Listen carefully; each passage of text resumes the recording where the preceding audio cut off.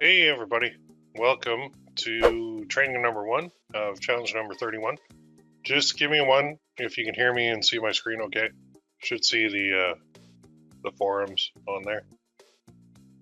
Pull this up. Everybody good? Good to go? I know people are coming in late here. Oh, we actually got quite a good turnout. So just give me one in the chat box if you can hear me and see my screen.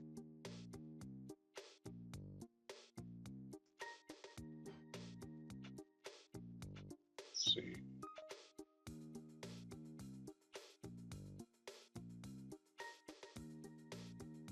Okay, I'm going to assume we're good to go.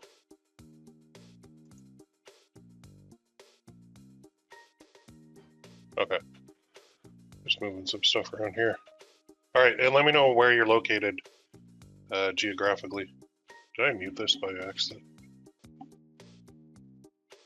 Nope, I don't think so. Okay, let me know where you're at. I'm in London. It is -8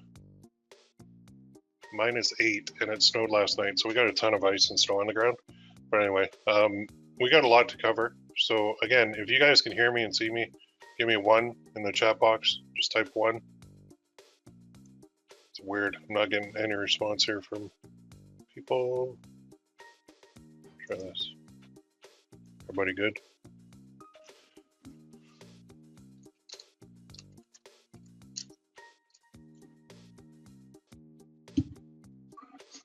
Let's make sure the audio is working. It's showing as it's working over here, and it's showing the screen share is working. Can't hear. Okay. Nobody can hear? All right, let's do this.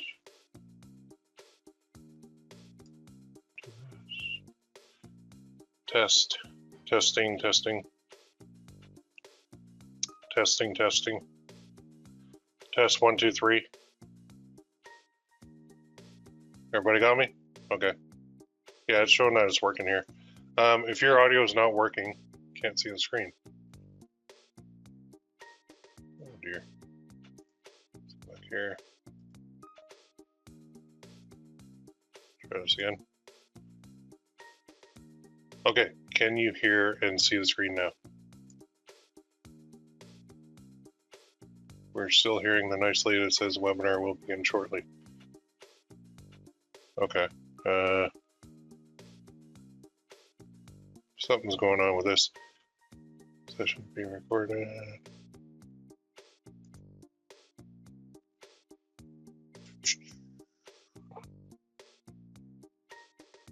So on my end, I'm seeing this, the audience view.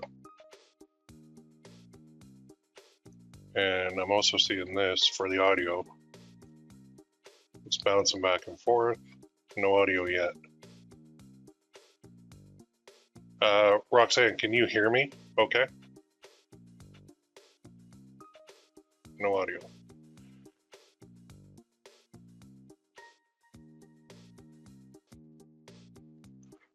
Try this. Okay, can you guys hear me now?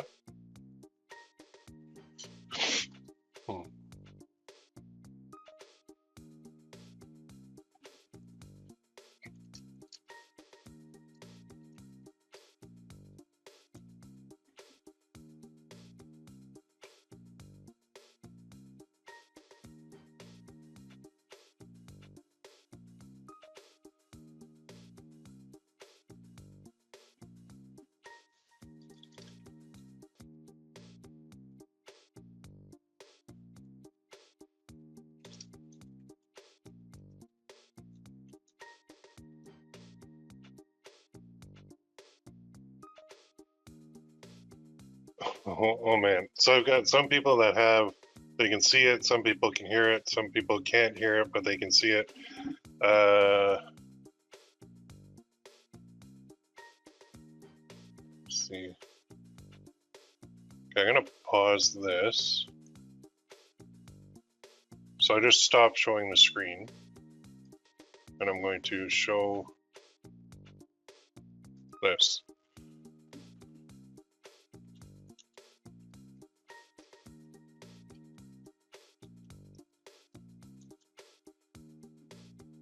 see your video. Okay.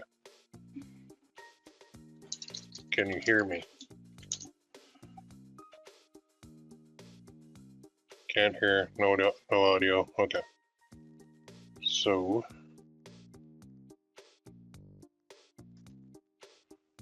let's try the audio here.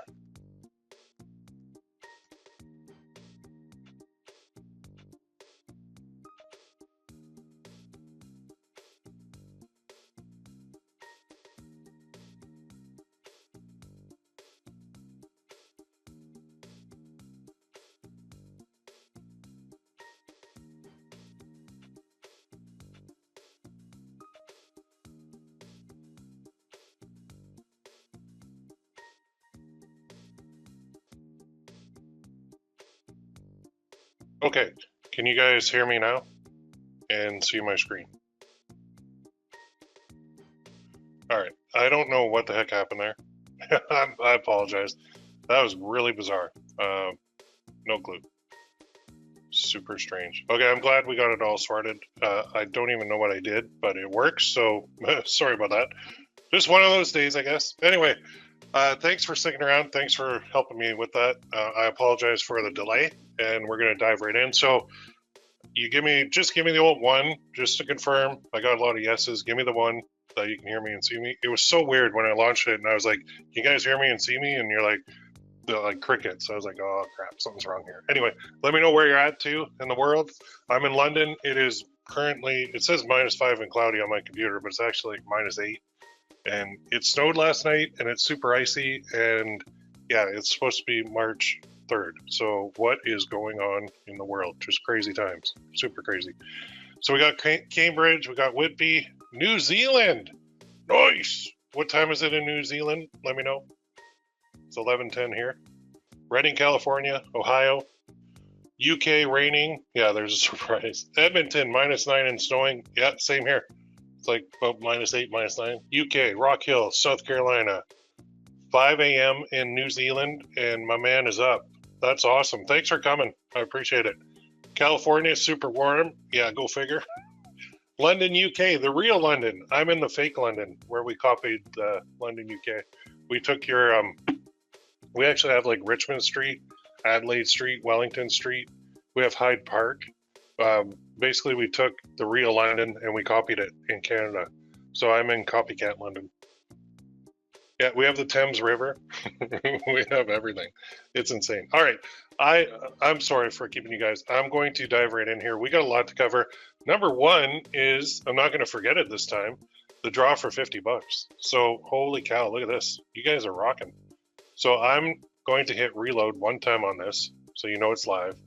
Now, everybody who entered an implementation week thread from the last challenge, number 3, is entered into this draw today for 50 bucks. So it's Pierre. There's 1, 2, 3, 4, 5, 6, 7, 8, 9, 10, 11, 12, 13, 14 people. That's awesome. Good job. So this is the order. So that I'm going to leave that screen on there.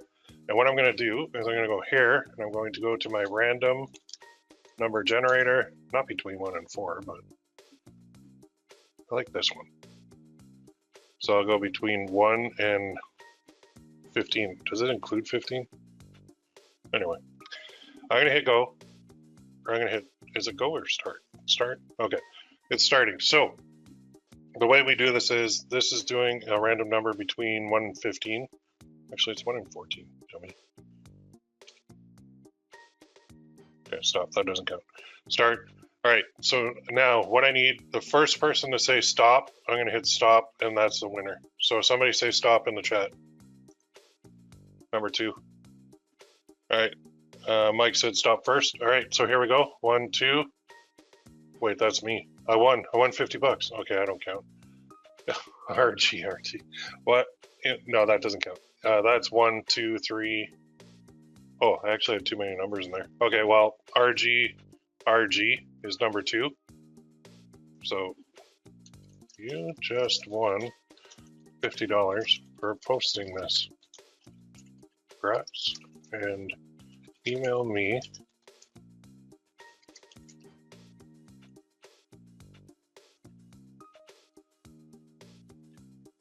See how hard that was?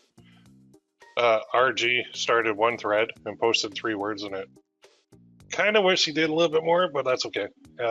Baby steps, right? We gotta walk before we run. So RG just won $50. So I'll PayPal you that money. And I'm probably gonna, oh, you're on here. Sweet, he's on here too. Awesome. He, she, he, right? Yes. I love it when people are on here live. I think what I'm gonna do going forward is I might say, in order to win, you gotta be on live. So that might get a little bit more people on. And I figure if somebody can get up at 5 a.m. in New Zealand and come on this live, there's no excuse for anybody else. Well, unless you're at work, because it is 11 o'clock in the, yeah, I guess people do have excuses. Good ones. All right, let's go here. Let's go to the overview of the system now. Congrats, RG. Email me, I'll get that over to you. So we're gonna look at this. We're doing kind of the same as last month, but a little bit different. Because we're going to, we always refine things, get them going. Let's go to, where's the templates? No, okay, yeah. Go here, and I'm going to create this again. There we go. So I'm going to show you the overview of what we're going to do, if I can. It did this to me last time too, it freaking locked up. It was so annoying. Oh, I got one here. No. There's a number 30. That's not it. That's not it. 26. I got too many in here. What a day I'm having. It's been like unlock workspace. Oh, okay. Yeah, sure. Oh, you buggers.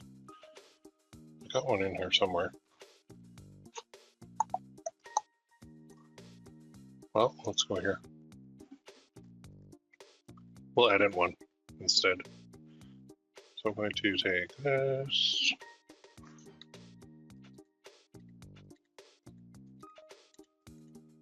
You want to charge me for an account? No way. I'll just edit this. All right, here's what it looks like. We're going to have, we want to sell Mother's Day products using the fan club method. So what is the fan club method? It means we're going to be getting free traffic to our social media accounts, and we're going to be posting a mix of content and products on there. So our social media accounts are going to include things like Facebook page, which is here. Call that a page. We'll call this one a group, just because it looks different. So let's edit this to the Facebook group, because we do have some new people in here too, which is awesome. Group and Facebook page. And then we're going to have as well a Pinterest, because I love Pinterest traffic has been really good. We're going to have Pinterest, and we're going to have Twitter. Twitter traffic hasn't really done much for me, to be honest, which kind of sucks, but I don't know why. It's like you have to get into an argument on there for it to work. Instagram is the other one. All right, those are the 5 big boys. Now what we're going to do is we want to take these social media accounts and we want to put content onto each of them, and we're going to use our automated system to do that. And then we're going to send all the traffic to our sales page for each one of our products. So we're going to have like product 1. So this is going to point here. This is going to point here. Pinterest is going to point here. Twitter is going to point here. Instagram is going to point here. Now on the other side, what do we post on these? Well, we've got this. So we're going to do, I don't know if I can even do this, post, image, no. There's no real miscellaneous. I thought I saw something in here I could use. I could use like, oh, I'll do this. Okay, so this is going to be our content. And this is going to be our product.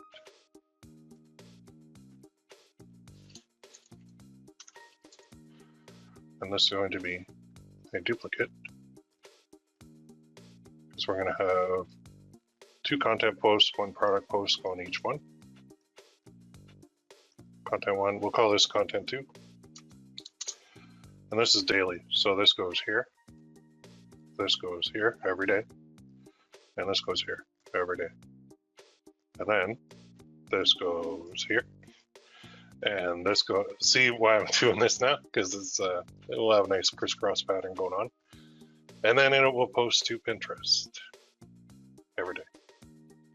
3 posts a day, every day, for the rest of your life. Well, as long as you want. Oops, missed it. How did I miss that?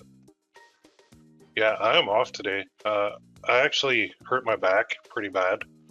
I was putting together, we just finished renovating the basement, and I was putting together the weight machine, and I was laying on the floor sideways, and I was like trying to hammer a bolt into one of the places, and then I reached over with my other hand, and I was like kind of cross-handed and in a really awkward position, and I threw my back out. So yeah, I'm not feeling the greatest, and I am on painkillers actually right now. So I apologize if I am super off. I'm not usually this bad, but here's what the web looks like anyway. So we got our content. This is our daily content, 1, 2, and then a product. These go to all our social media accounts, which then point to the sales page, right? So the product posts go on the social media accounts and they point to the sales page. And this is where we make our sales. So what we want to do is have every day, this is what it looks like. Okay, so we repeat this times 30 days. And you get 30 of those, and then we're going to recycle everything to go back and do it all over again. This is what the fan club method is.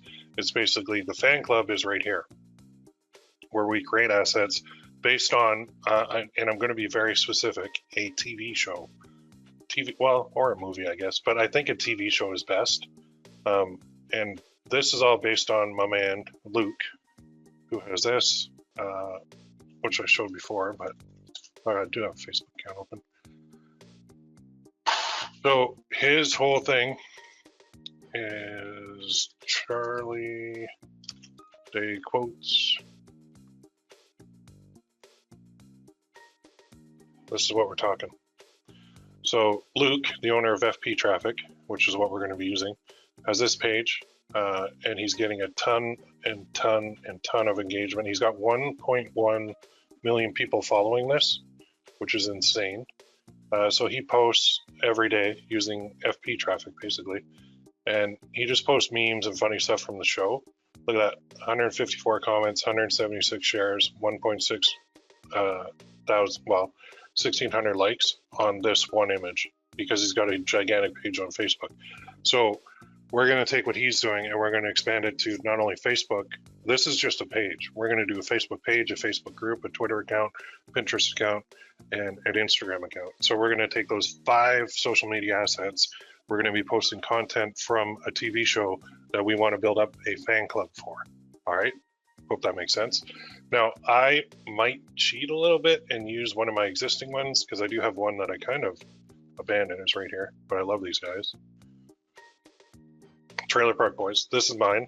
This is a page, and I started this a long time ago. You can see I haven't really posted much on it. I'm probably going to build this up just because I can, and I really like the show, and I love the the memes are awesome, and the behind the scenes stuff, and the people in here are super engaged. Another one that I'm considering doing is this one. So for you, you have to pick, like, if you don't watch TV, this is going to be difficult for you. You might want to go to Google and just type in, well, which we'll do in a second.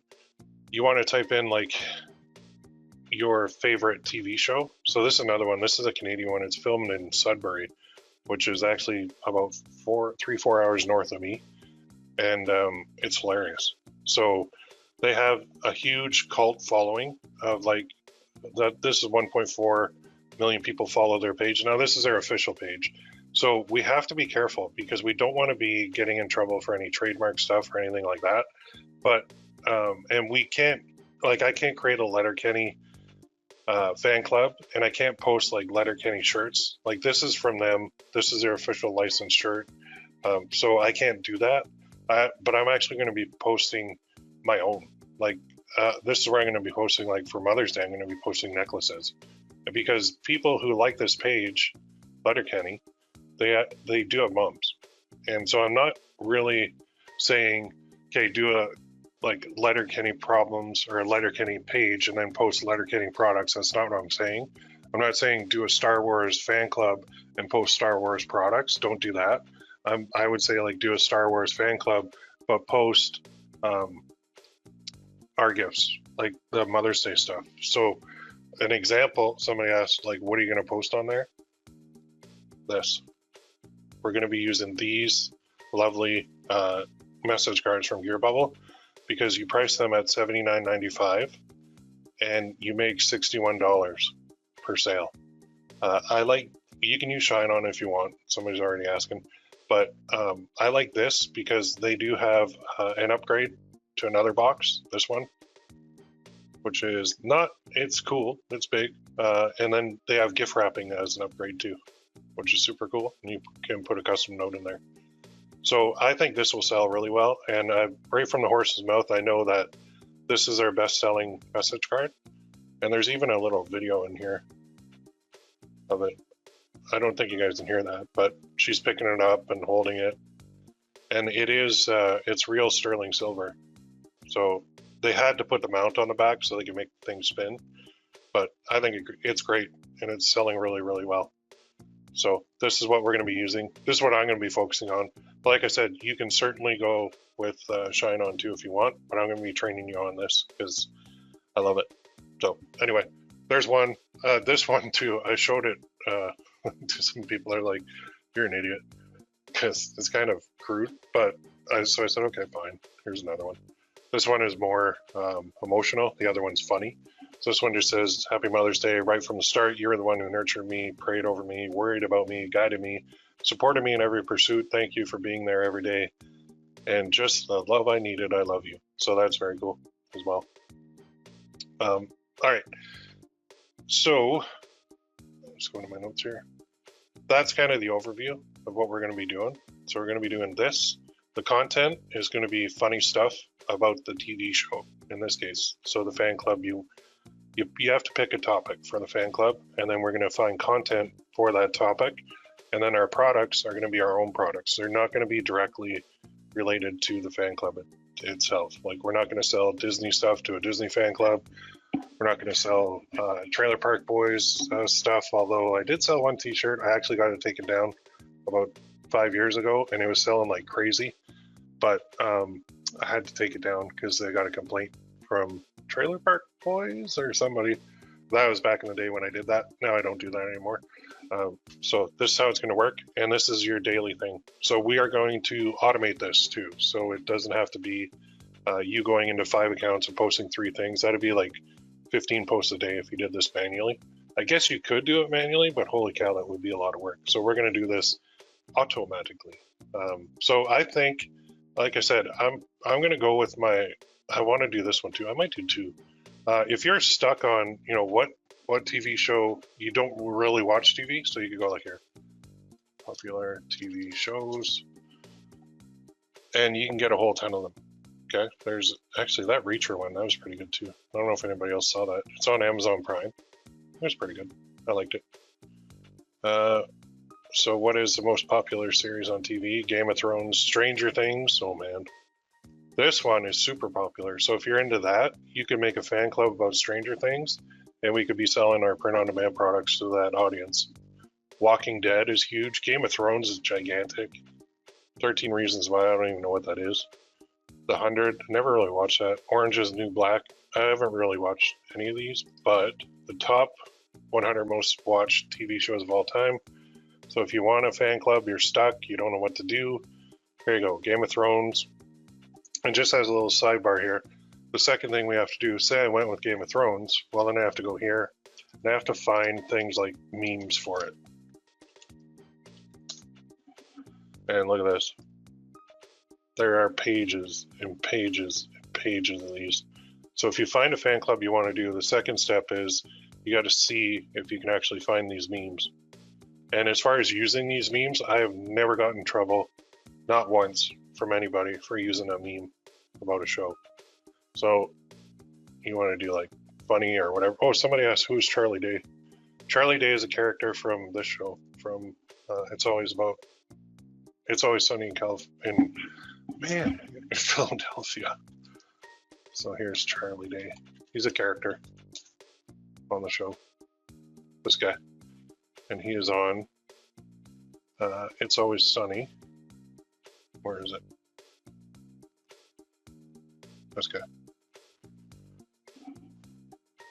That's the actor. That's him, but he plays it on the show It's Always Sunny in Philadelphia, which is actually a funny show. It's an acquired taste, but I think it's pretty funny. So you can do that. And the key is those people anybody who is in that fan club, they're going to love it. They're going to want to watch it quite a bit. Let's get out of here. Go back here. There we go. So yeah, there's things like, I'm just going to take this. You have the show's name in the group without worrying about trademark junk. You're just not selling products with the show's name or character likenesses, and that avoids the trademark issues. Right, that is correct. So what I would suggest when we're looking at that is use a disclaimer and take the one, I mean, this guy's been doing that.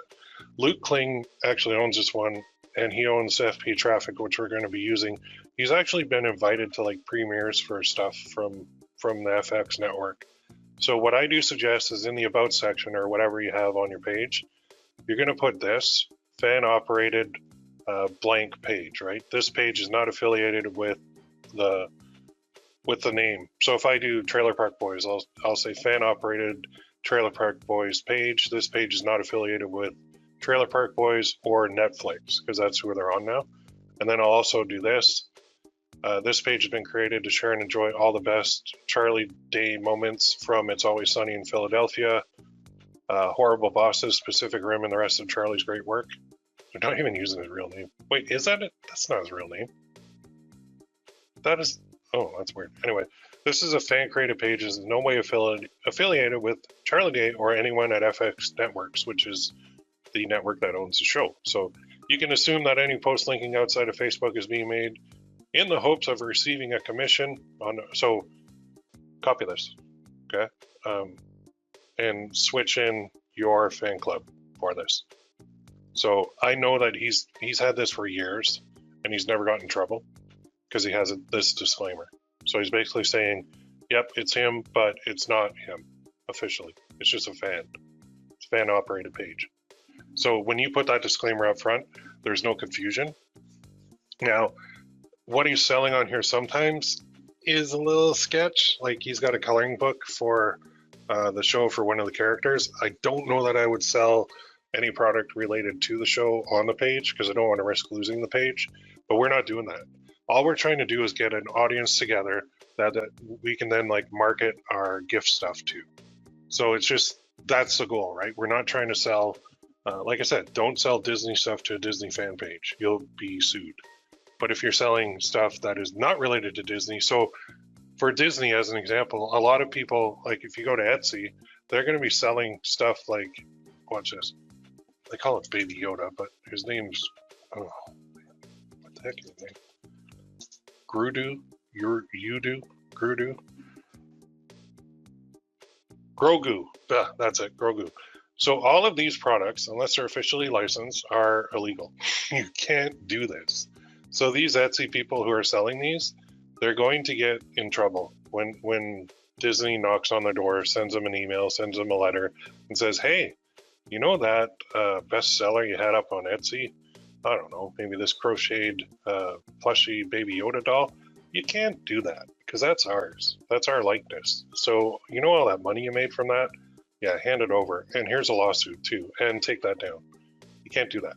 So this is not what we're doing. So I'm not going to start a Mandalorian page, fan page, and sell Baby Yoda stuff or Grogu, whatever his name is. Even this, you can't do this. This is a no. This is all a big no-no. Unless you have permission from Disney to do this, you can't do this. So I don't know why Etsy's letting all these go, but you can't. And even if they're saying, oh, it's just art, no, you're profiting from the likeness of a character on a TV show. And that's where the line is, right? All right, a couple more questions and we'll carry on. Does it have to be a show or can it be a general interest like motorcycles? Yeah, it can be an interest, whatever your fan club is. If you want to do like a Harley Davidson fan club, you can do it. If you want to do, for me, I love jet skis. I love Sea-Doos. So I could do like a Sea-Doo fan club if I wanted. I could do that. Another Schitt's Creek is a bomb. Nice Canadian show too. Yep, you could do a Schitt's Creek fan club. and you can create those assets on like a Facebook page, a Facebook group, Twitter, Pinterest, and Instagram. And then we would be posting content from Schitt's Creek to that. And let's just do the test real quick, which I'm positive there is. Yep, you're gold. Look at all that. Has our quarantine been lifted? I'm feeling this like deep aching sense of dread. It's too much. So anybody who watches the show will get all these jokes. Why do you want this job? Because I ran out of eye cream. Nice. Yeah, this is a popular one too. So you could definitely do that. Another one, if I already have a number of proven sellers in the nurse niche, then should I create a hospital TV show fan club? You don't have to, but it would actually, that's probably a good tie-in. Yeah. So like the one that comes to mind is like ER, but I don't know if you know of hospital shows, there's got to be a bunch out there. I just don't watch them. Yeah, create a fan page on that, and then run nurse stuff, like your nurse products to the fan page, for sure. So a Grogu fan page would sell regular items. Yes, you got it. Don't sell Grogu items on a Grogu fan page because Disney owns that, and those guys will come after you. How do you drive traffic to the fan club page? Good question. We're coming to that. Done a number of key phrases from Schitt's Creek and they sell well, so that fan page approach would tap into that even better. Okay, good. All right, so we were at the overview. So we got this. So then we have to pick a show. So for me, I'm going to do, I have like 50 million ideas going through my head. And for me to pick one, it hurts my brain. So I just got to do it. So that's why I'm going to do one that I've already got out there. So I'm going to do, for me, I'm going to do Trailer Park Boys. And my wife hates this show. She thinks it's the dumbest one ever. I've been watching it since it originally came out. I think it's hilarious. So I want to build this page back up because I kind of left it sitting for a while. I think it's funny, but my sense of humor is not like everybody else's. So I'm going with this. And what I'm going to do is build up my assets in here. So I'm going to build social media accounts for this. And then I'm going to run, I got to find content for this. And I got to put my products listed on this page. And then I'll sell anything not related to Trailer Park Boys on this page. So I got to update the About section too with that disclaimer. Okay, so we're going to put our disclaimers on all our assets and get it going. So the next step after you pick the show is we got to get the content. Now this is, remember, we're spreading this across 3 training sessions. So today what we're doing is we did the draw, we're doing an overview, we're picking a show, we're getting content. That's what we're at today. Getting traffic is coming. That's probably going to be next week though. So let's go to getting some content now. I'm going to show you how to do that. So we go like this. For me, I do Trailer Park Boys and memes, and I'll find a ton of Trailer Park Boys memes. So what I like to do is go here and find it, but I'll also go on Facebook itself and I'll search for it and I'll see if I can find other pages, because typically fans will post memes themselves. So if I can type that in and go to photos, now I can find a whole bunch here. So let's see all. You can see I got pages and pages of this. So now what I can do is I can go the frig off starter pack. So I can go like that, save, and then I'm going to create a folder. So in challenges, I'll go new folder 031. And this is going to be Mother's Day and the fan club method. And then within this folder, I'm going to go new folder. I'm going to go content, and then I'm going to go here, and I'm going to put the date. So in this case, I'll go March 3rd, 2022. So this way, this is going to be all the content for this is going in here, and then save. And then I'll go like this. I'm looking at like the thumbnails, but I'm actually saving. This might actually be from me. I think I'm recycling stuff. Is this my picture? Oh well. Save, save. And then if you want to look at it too, you can go like this, show in folder, just to make sure it's coming in right. Double click it. And so that is a little small. Might want to get that a little bigger. Let's click on it. Yeah, let's go like this. Save, save. Now I'm going to delete that other stuff. Sorry, I thought it would come in big. It didn't. 31, content there. Yeah, we don't want the thumbnails, we want the actual big ones. All right, and then just go to that. Ultimate philosophical question. I mean, what is drunk? Love it. This one. Why don't you become a handyman? All right. So you can see my sense of humor is not what everybody else is in. So if that's offensive to you, I apologize. But Jack going up the hill. Oh my God. Okay. Now I'm going to read that one. But if you're a fan of the show, you get it. And it's funny. Sober enough to know what I'm doing and drunk enough to really enjoy doing it. Mr. Leahy, that guy passed away actually, which sucks. The Way of the Road. So again, that's totally related to the show. And I'm just going to keep plucking these out. And just basically we need about 60 of these. So you can see I've got more than enough to go through. Just keep going. Just need to get my life back together and start growing some dope. Yep. That's what he does. That's what that character does. The thing with me is that I am smart and I'm self-smarted basically by myself, basically from nature and smoking drugs and doing different things. I've self-learned myself. He's so stupid, he's funny. And it's funny. Okay, that one I already have. So I'm gonna go here. Microphone Assassin, that was a funny episode. These are like memories for me too. That one is cool. So fans of the show will actually find this stuff very amusing, and they'll share them, they'll like them, they'll comment on them, so I'll get a ton of engagement. Best buds. I actually saw these guys live twice in London as well. Okay, you get the idea. We're gonna get content from here. We're gonna get content from Google. So like here. I ain't afraid of coronavirus. Toyotas are stupid fucking cars anyway. Oh, so stupid. It's funny. Okay, so here's the deal. I found another one. So some guy's doing a fan club, right? Trailer Park Boy memes. So I can go here and I can start plucking stuff from here too. Just to get some more original stuff. And I go to photos. Then it's super easy because I just click here. And save. So now I'm going to mix in some new stuff. Give me fuel, give me fire. Dude. Okay, so I'm going to stop when someone shares the same meme as me and gets more likes. That's greasy. Okay, so use Google Images, use other Facebook pages, because they don't own the memes. There's no way that these guys own the memes. They're doing exactly what we're doing. They're just what's it called? Curating the memes into one easy to find page or group or Instagram account or Twitter account or Pinterest board. So that's what we're going to be doing too. So we need a bunch of those. So let's do that. You need 60 of these. So that's kind of homework number one, is you want 60 pieces of content. Okay. Homework number two is the actual products. So we want to be going to, in my case, I'm going to be using GearBubble. And we want to create some products. So the first step of creating these products is we're going to target Mother's Day with this.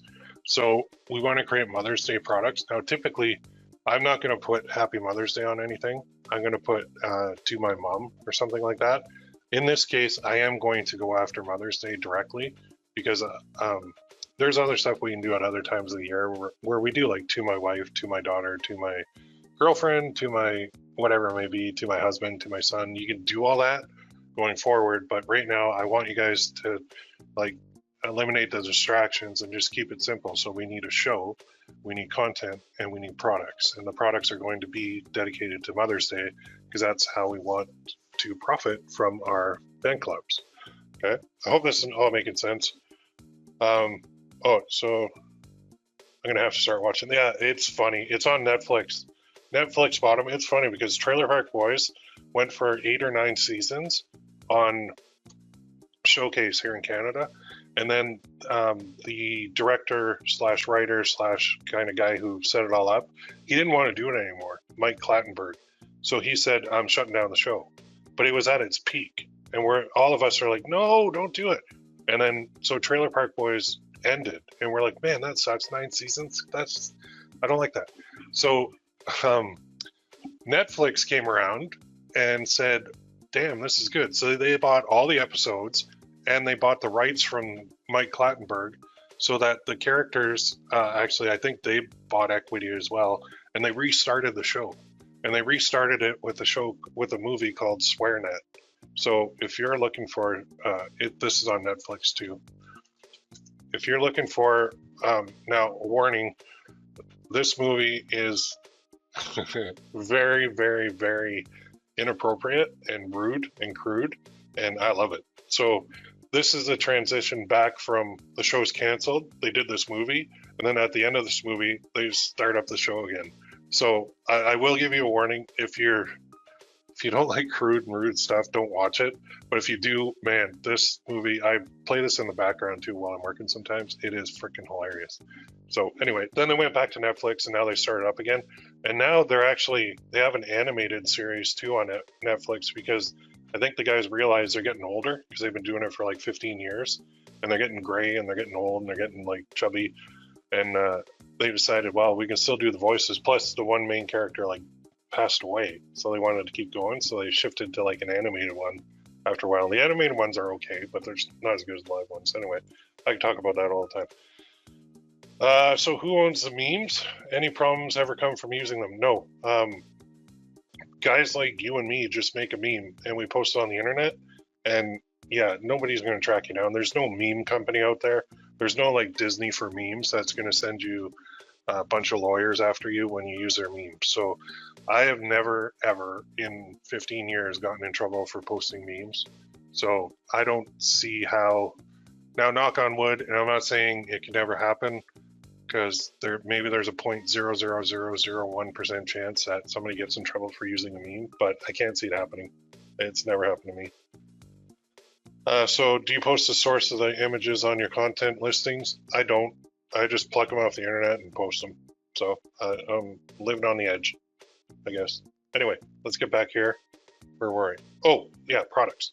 So we need products now. We need 30 products, because the format is, remember back here, the format is 2 pieces of content. So meme 1, meme 2 for the day, and then 1 product that we're going to set up to automatically post all these assets so that we get sales on GearBubble, right? This is our, in my case, GearBubble sales page, and this is daily. So you're going to basically carbon copy this times 30 days, and then we're going to hit the recycle button, and it'll do it for another 30 days. And then I'll show you more tricks in training number 3. So we got to walk before we run though. So let's go to the products, and we got to make stuff like this. So where do we make it? Well, I'm going to show you real quick. I'm going to give you kind of a turbo nitrous round of product creation. So I'm going to go to here. Move this over for a sec. Make sure I'm on the right page. Oh yeah, here's the death message. So GearBubble got rid of these are my necklaces. Those are the things where it all started. Dye sublimated printed necklaces are gone. It's so sad. But they're not stopping GearBubble. It's just they say it's supply issues. Yeah, I bet it is. I also think, personally, I think Shine On necklaces kind of did a little bit better, so they went with that. I'm hoping that when GearBubble got bought by that big company, that they're going to come out with a lot of high quality stuff now going forward, which I'm sure they will. So, I mean, that's the one constant online and in life is change. So I saw this message and I heard from people that they're shutting it down. I was like, man, that sucks. But anyway, this is what I'm going to use. I'm going to be focusing on this, but there are a lot of different other variations you can use. I just don't want to confuse people.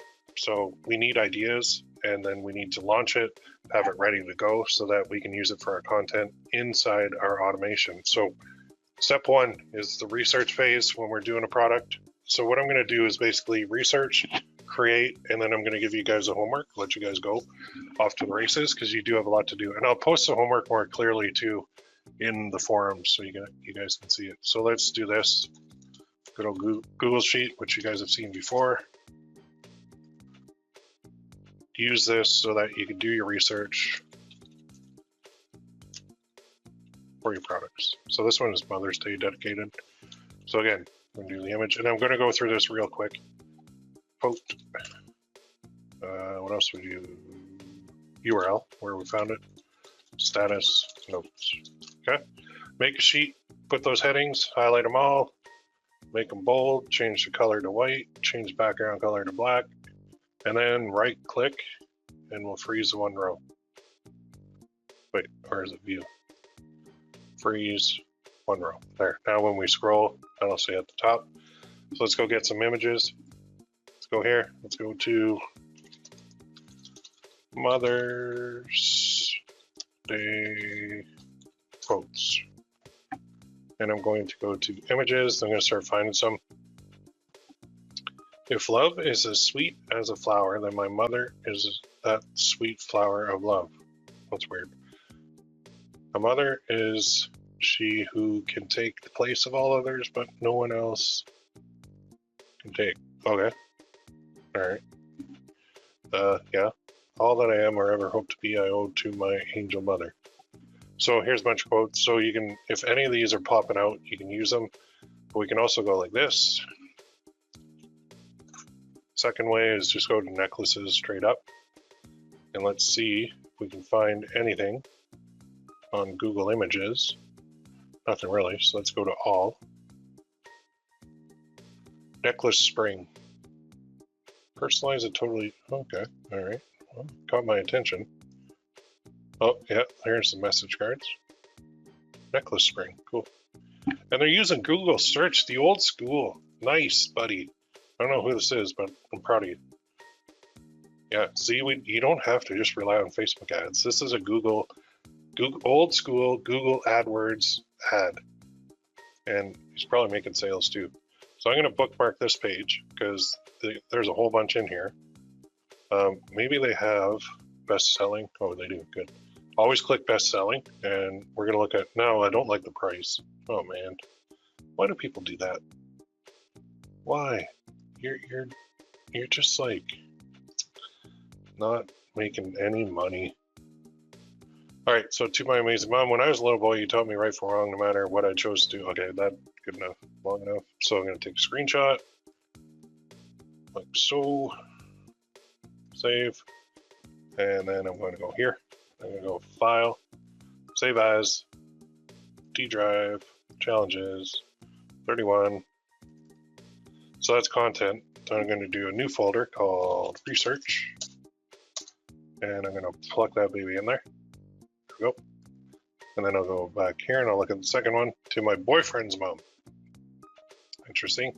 To my bonus daughter, to my future wife, to my daughter, to my boyfriend's mother. I guess that's a niche, right? Promise necklace, boyfriend's mother, daughter, sister, daughter, mother and son. Okay, to my mom. Okay, so this is one way, right? Go here, find that. Now I'm gonna go back here. The third way is go funny Mother's Day cards. So we got Zazzle, we got Amazon, we got Redbubble. Down here, we got 20 funny Mother's Day cards to make mom laugh. All right, somebody took the time to put that together. I will certainly go and look at them. Unless they're all ads for Etsy. Apparently they are. Are they? Although I can't fold a fitted sheet, I think I turned out all right. All right, let's view the gallery. Hey mom.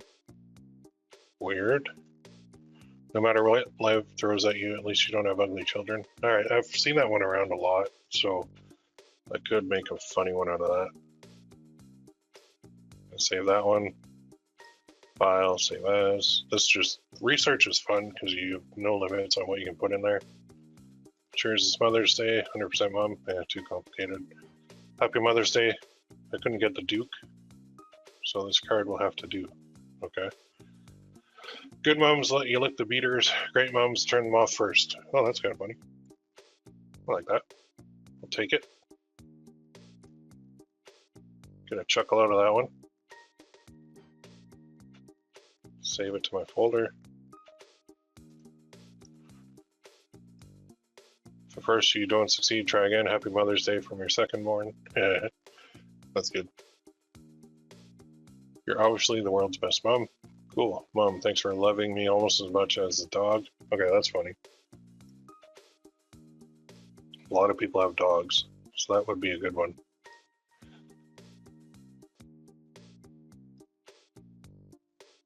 Happy Mother's Day. Mom like you is hard to find. As hard to find as a can of wipes. Interesting. Love you more than my sister does. I think being your child is gift enough. Oh man, you deserve the world. You'll just have to settle for this card. That's funny. Mama, oh, nice. Standing, couldn't wish for better. Caring, loving, understanding, always there when needed. Would have given 5 stars, but there's more nagging than expected. Kind of funny. Kind of like, I always picture my kids when I read this stuff, and I'm like, yeah, not funny, kid.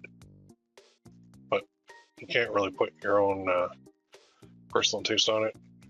Who needs a Mother's Day present when you already have me? Yeah, funny. Say this once because it's Mother's Day. You're right about everything. Whoops. Okay, that would be funny. So you get the idea, right? Save. File. Save as. Save. Okay, now you're going to take those and you're going to put them into your sheet. Which apparently lost my sheet. No, I didn't lose my sheet. Okay, so we're going to take them. We're going to insert an image. Now I know I can drag and drop too. I just seem to do this because I don't know why. Challenges 31, Mother's Day, research.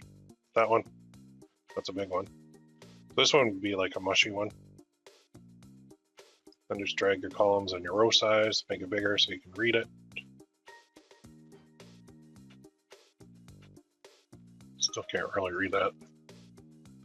Okay, so then you can put the quote here. To my amazing mom. When I was little. Oh, a little boy. When I was a little boy. I guess you could swap out girl too. You taught me right from wrong. No matter what I chose to do, your love for me was strong. Oh, it's like a rap. Years and years of support. You've been there. Okay, this is way too long for me, so I'm gonna go into this. I'm gonna chop, I'll chop it up into several.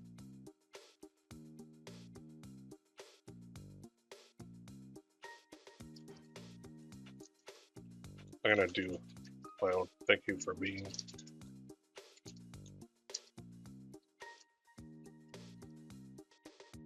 All right, so now if I want to capitalize that, let's just copy and capital.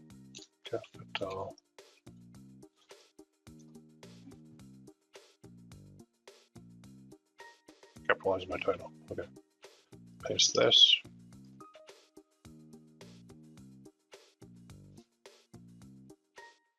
Right. Copy. So instead of typing out all the capitals, I just did that. And I'll paste special values there. Now it's all capitalized. So now what I can do very easily is create a message card from that. So I'm going to just finish this off though. I'm going to put the URL that I found this, which is this one. Nope, this one. Because there's nothing worse than when you find something good and then you're like, oh, where did I find that? Then you can't remember. And then it's very crappy. Notes. Chop it up into multiple message cards. I don't like to do super long. It's not my style. So I can do that one and then I'll just do one more and then I'll actually create one for you here. So image, insert, and I want to do that, this one. So I am going to put all these into my sheet, but I don't want to spend all day with you guys watching me do boring stuff. So then I'll do this. I'll say this once.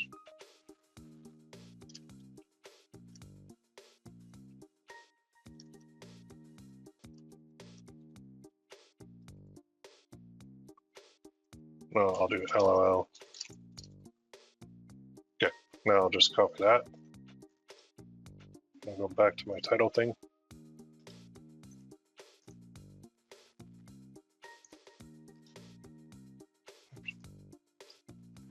Well, actually, I think that button might copy it all. Paste special. There. URL. Where to find that one? Right here. Copy link. Status pending. Notes. Body. Okay. So I could do sentimental and funny, and I basically need 30 of these. So I got to keep going. Let's create one now. I'm going to show you the fastest and easiest way to make this. I'm going to move this to a new screen. And that is my buddy, my best friend, my newest best friend in the world, which is Canva. I love this thing. It's so easy. So I'm going to create a design. It's going to be custom size, 1000 by 1000. So that's my square. Now check this out. I think I'll do the funny one first. So I'm going to get some text. I'm going to use this one because it works very well. And I'll say,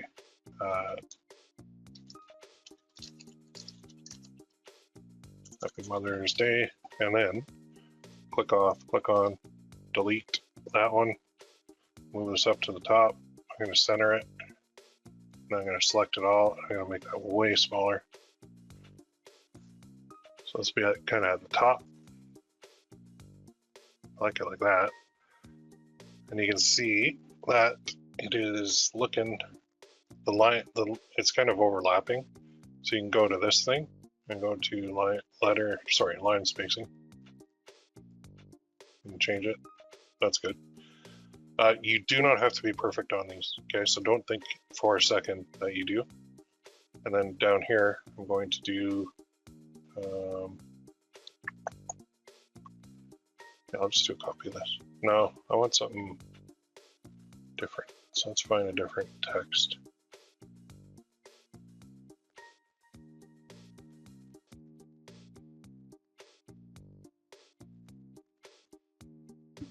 So then I'll say, for my sheet,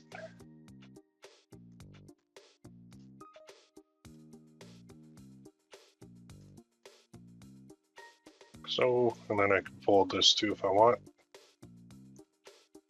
I don't want to fold. But over here I can do any sort of text that I want. Change it, super easy. Which one works best? I don't know. I tend to just go with blocky looking stuff. And then I can select it all, make it a little bigger.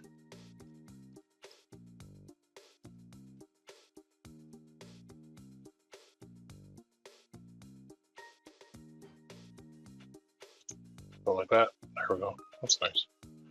So now you're like, okay, you got a boring, basically 1000 by 1000 sheet with nothing on it. So here's the fun part.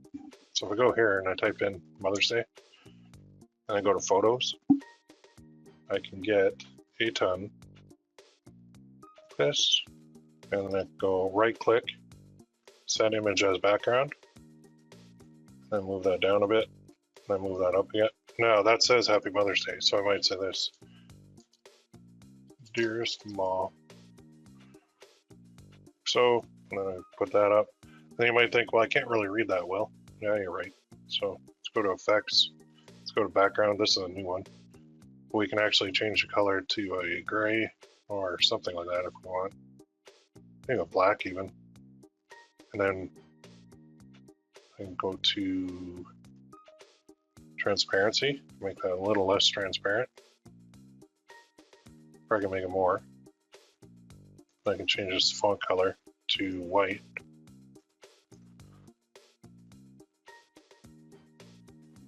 I can do the same up here. Change that to white. Go to Effects, go to here. Can't remember what I did. Click on that, 39, okay. So let's go to 39. Oh, I was close. So that looks okay. Not the greatest, but yeah, that's one way to do it. When you have multiple colors on the back, it's hard to do. Or I could go like this, effects, none, and then I could do, I don't know, I could, yeah, that doesn't really stand out though. Do hollow. Or I could put something behind it if I really wanted to. Or I could change out the background. So if I'm like, yeah, I don't like that at all, so let's go normal. Let's look for another background. So let's go to elements again. Let's go to Mother's Day. Photos. Now it doesn't have to be a photo like this. It could just be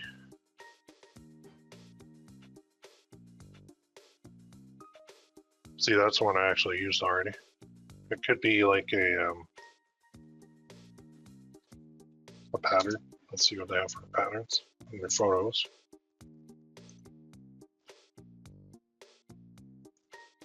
Look at that. I could do that if I wanted.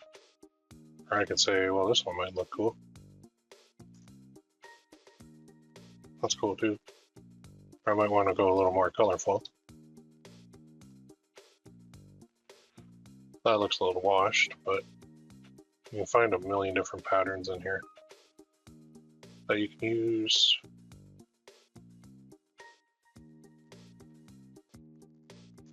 I don't know what that'll look like. Well, actually, that's not bad.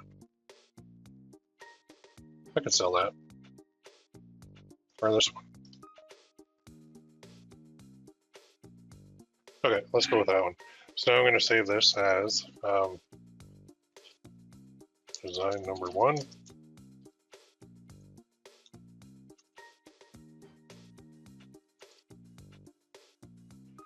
There's Mom.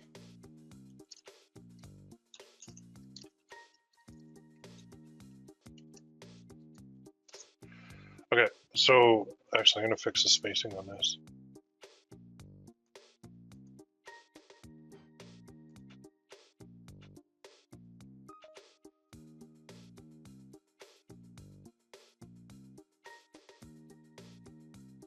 That's better.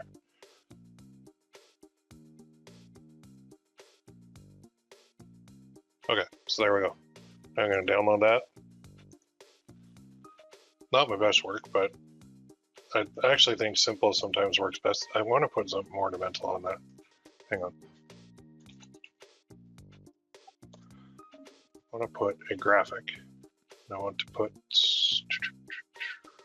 one of these.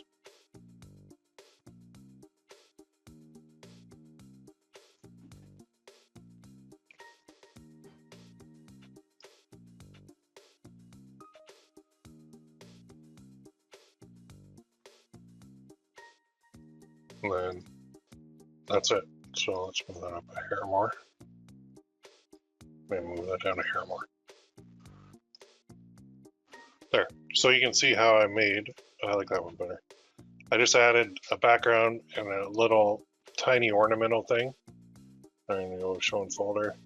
I'm going to copy that to my other one. D drive. So keep everything organized on your computer so you can find it easy. Then I'm going to do a new folder and call it designs. And then I'll go new folder,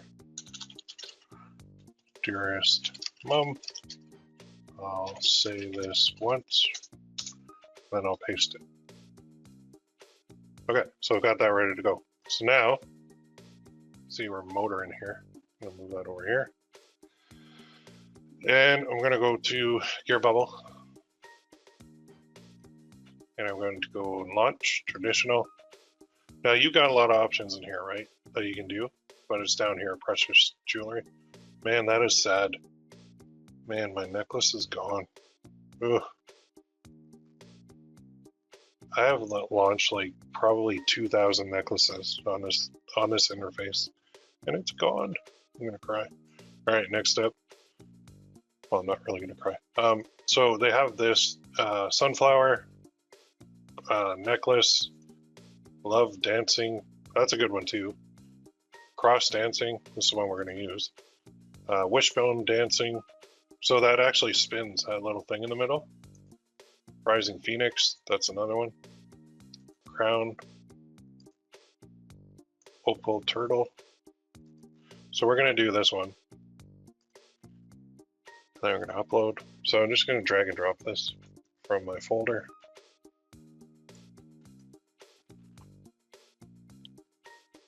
And I'm going to make it. So you notice if you go square, it doesn't quite fit. So we'll go a little bit beyond, and it does. Now I'm going to leave the price at 79 because it is sterling silver. Like it's legit. It's for real. So I'm going to click that and click next step. I'm not doing any personalization, but you could if you wanted. So you can see here that I have to make an adjustment. So the necklace is actually covering that part, and this is a little too wide. So this is what you got to do sometimes. So we will move that down one line simply by making it bigger.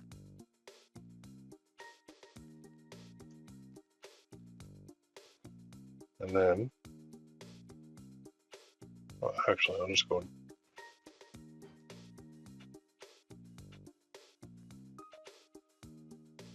drag this down. And then this was too big too. So make that a little smaller.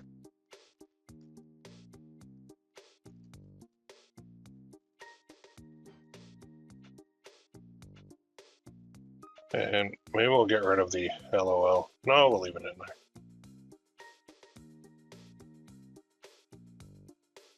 That's what I wanted there. All right, and you can see when you move it, there's a little pink line. I don't know if you guys can make that out, but there is one there. I'm gonna move that down, there, okay. So let's go with that.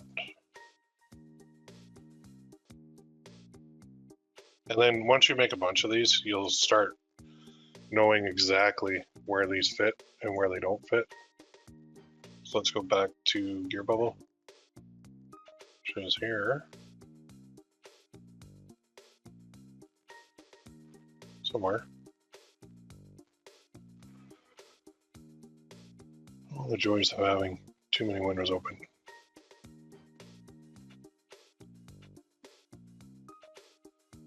Well, it's the hard way.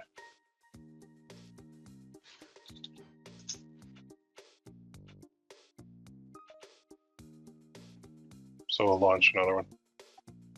That one won't even be saved. It's just basically garbage. And let's drag and drop this one. It should fit way better.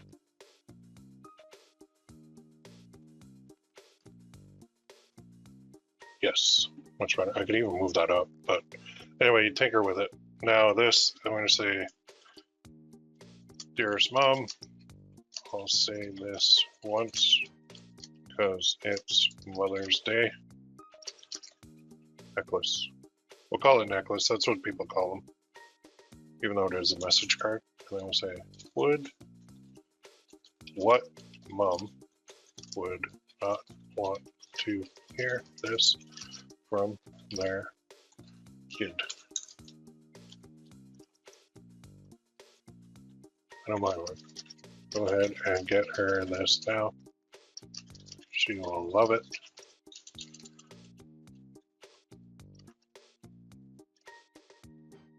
And she deserves it. All right, now I'm just gonna highlight this. Well, there. All right, category. You don't really have to do this, but if you want free traffic, you can plug in a bunch of keywords. Mother's Day gift, Mother's Day necklace, because GearBubble does get indexed. And then in here, the campaign length doesn't matter. I set it to 10 just so I can pull money out every day at 10. So, and then here I'll say once. I know that won't be taken. Leave it at, so this is the beauty part. This is the reason that we're doing all this. Look at that. 61 bucks profit per sale. That is crazy. Sell 10 of these, you got 610 bucks. Sell 100 of these, you got 6,100 bucks. Sell 1,000 of these. You got 61,000 bucks. Amazing. Just freaking amazing. So I love it. Terms of service, launch. So now this is ready to go. But what I want you to do on your sheet is actually put the URL to this so that when you're going to do your content, you have the URL readily available. It's also in your GearBubble account, I guess, so it doesn't matter that much, but we can view the campaign. And the actual, when you launch it, you don't see all the other mock-ups yet. They're rendering in the background. So now this is the URL that we're going to send people to. So when I go back here, I could even put like notes. I could put another column called product URL. Then we can, oops, nope, not there. Drag that down. Somehow. Come on. Man, I have like butterfingers today. Paste. Delete. There. And then we'll just make that pretty. Bold. White. Black. There. Product URL. So now I know. I can go right to my sheet and click it. Then see it's already filled in with the rest of them. I can easily get to this page right from my research sheet. So that's very cool. That looks good. Dearest Mom, say this once. I'll say this one. Spelling mistake.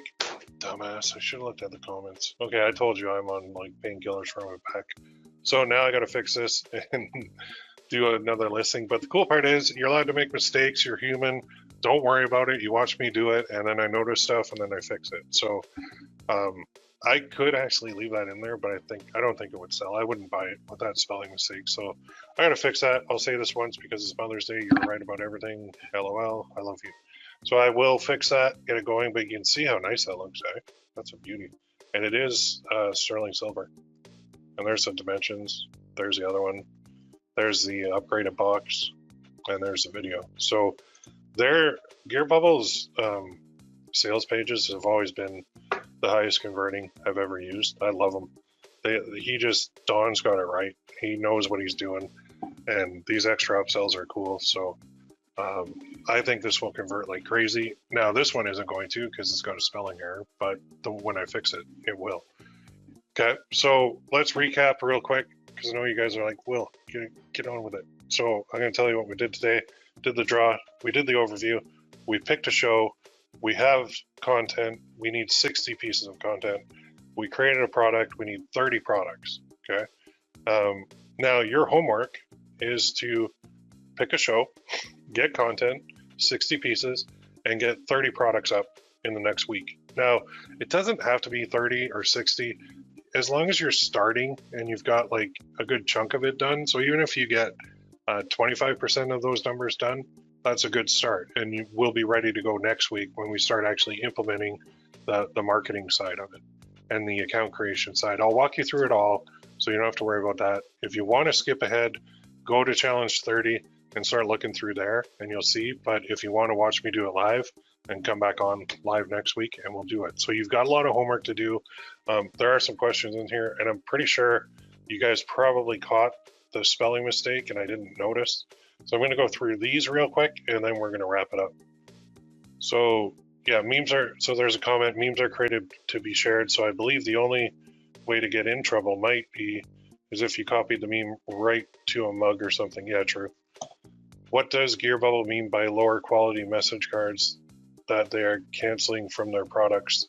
Lower quality jewelry. So they have precious jewelry and they have lower quality jewelry, which is kind of like really cheap stuff from like China. So I think their cheap quality stuff was like plastic, whereas this is actually sterling silver. So this is a lot higher quality. Like Shine-On stuff is solid. I've got two sitting on my desk right now, and it's solid, but I actually think GearBubble's precious jewelry is a little bit nicer, to be honest. So that's it. Is it worth running a page like ad campaign for our Facebook group? No, it's not. Facebook organic reach and like campaigns, they're not necessary anymore. I still will create stuff on Facebook, but honestly, the bulk of the traffic is probably going to come from like Pinterest. It depends on the show.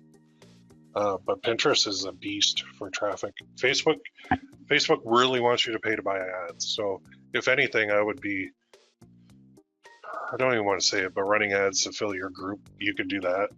But then, yeah, it's the reach on groups is down, the reach on pages is down, but it is still worthwhile if you have a thriving page, if it is popular. And that's what we're doing. We're basically giving these social media platforms what they want. They want engagement, and they want people to go, and they want people to like, comment, and share, and they want people to stay on their platform. So we're giving them that, but in return, we're going to make money with our products.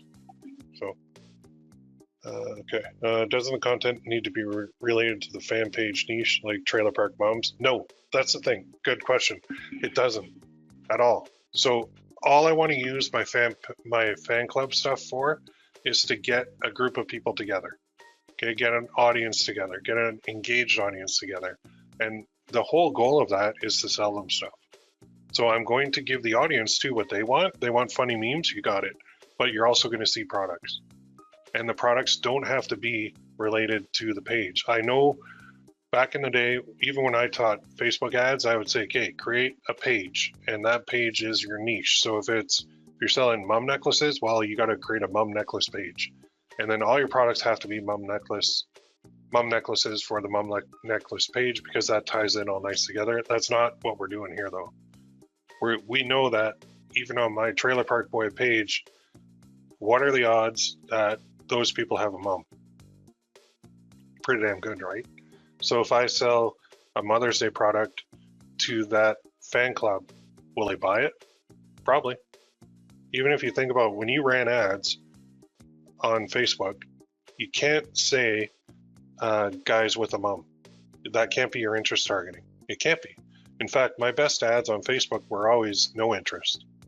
So it would just be the audience itself is on Facebook, and I'm just selling them whatever I want. And with the gift angles that we use in the greeting card format and the funny stuff now, yeah, you don't have to tie it all together. So somebody did say, yeah, I have all these nursing products. In that case, you may need to, but this is not a nursing product. This is a mom product. This is a gift for a mom.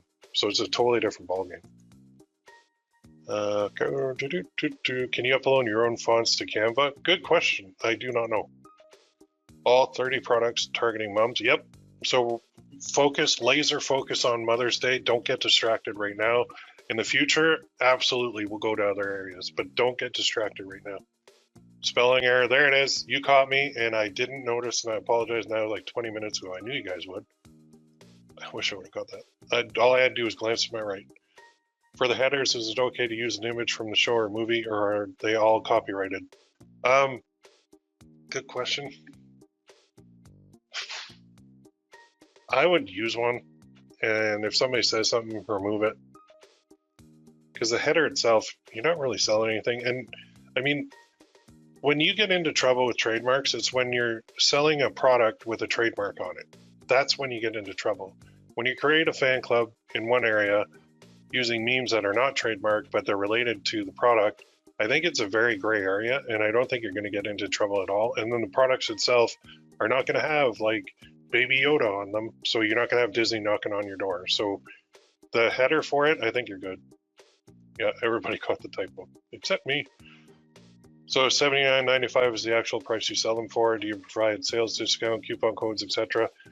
Yeah, we're getting ahead of ourselves on the coupon codes and all that, but yes, absolutely. What % conversion do you get on Bubble sales pages? Man, it varies. I couldn't even tell you the answer to that. It's high. Next time, share your painkillers with us. Yeah, they're a good one. Get well soon. You know what I got them from? My wife, which is probably, do they expire? So she had a C-section with our daughter, and she had a whole bunch left over. So I'm like, my back really hurts. She's like, pop one of these. I was like, ooh, that helps. So I'm on those and a leave for my back. So it's very good. It's better than it was on Monday, but it is not good. I'm getting old. How many customer service requests do you get from GearBubble? Excellent question. I get 0 because I don't do it because they do it.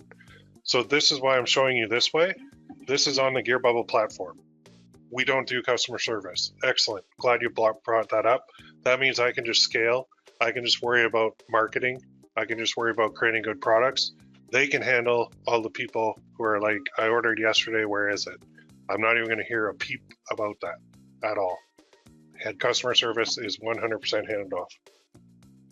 Which necklace did they discontinue that you like? The heart-shaped ones and the round ones.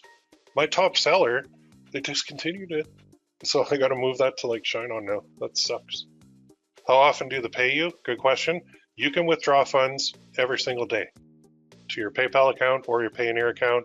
They will even do bank wires if you want. Okay, I don't think they'll do bank wires every single day unless you're a high volume seller, but I basically send it from GearBubble to my PayPal account. Okay, will the fans be able to post their own products on our fan club sites? So if you have like a Facebook group or a page, more of a group thing, right? People will post, and you'll get some ding dongs going in there and trying to spam your group with ridiculous crap, and that's where you have to moderate it. And what I do in my groups is I don't delete people from the group anymore. So when somebody, you might see in the PPC coach group sometimes there's some weird like live stream from some weirdo who's trying to, I don't know, get more views on a live stream or something. So what I used to do is I would just delete that post and delete that user from my group. Now I delete the post, but I put the user onto, they have to have post approval, like it has to be approved. Anything they post has to be approved by me. And you can turn that on individually for users. I think that pisses them off more because and I see a lot of people coming back and trying to post stuff and I just decline it all. And it just makes me feel happy because my group doesn't see it. I get to tell them to go to hell, and it's a good thing. So will people post stuff? Probably, but you control it because you own the group. Well, you don't own the group. You're the administrator of the group. Facebook owns the group. Anything on Facebook under that domain, they own. So be very careful. So you can upload fonts to Canva as long as you have the rights. So there you go. So you can. I've always found they have tons of fonts on there that I've never needed to, but I'm not a real big font guy. Like you can see I live and die by the slogan of imperfect action beats perfect inaction every time. So I'll make a spell mistake. This one I'm going to fix because it makes no sense, but it won't be quite aligned right, or it might not look just perfect, but I don't care. I got to get it out there. So if I get something out there and it's not quite right, or the font, I'm not in love with it, I don't care. I just got to get it out. So then later I can come back and I can make another version with my favorite font or whatever it may be, but don't get hung up too much on fonts because they don't matter. What matters is what's said on this message card. That's the key. And then having a nice box and having, an upgraded box is nice. This gift wrap is awesome. So many people take this because you can put a custom message like,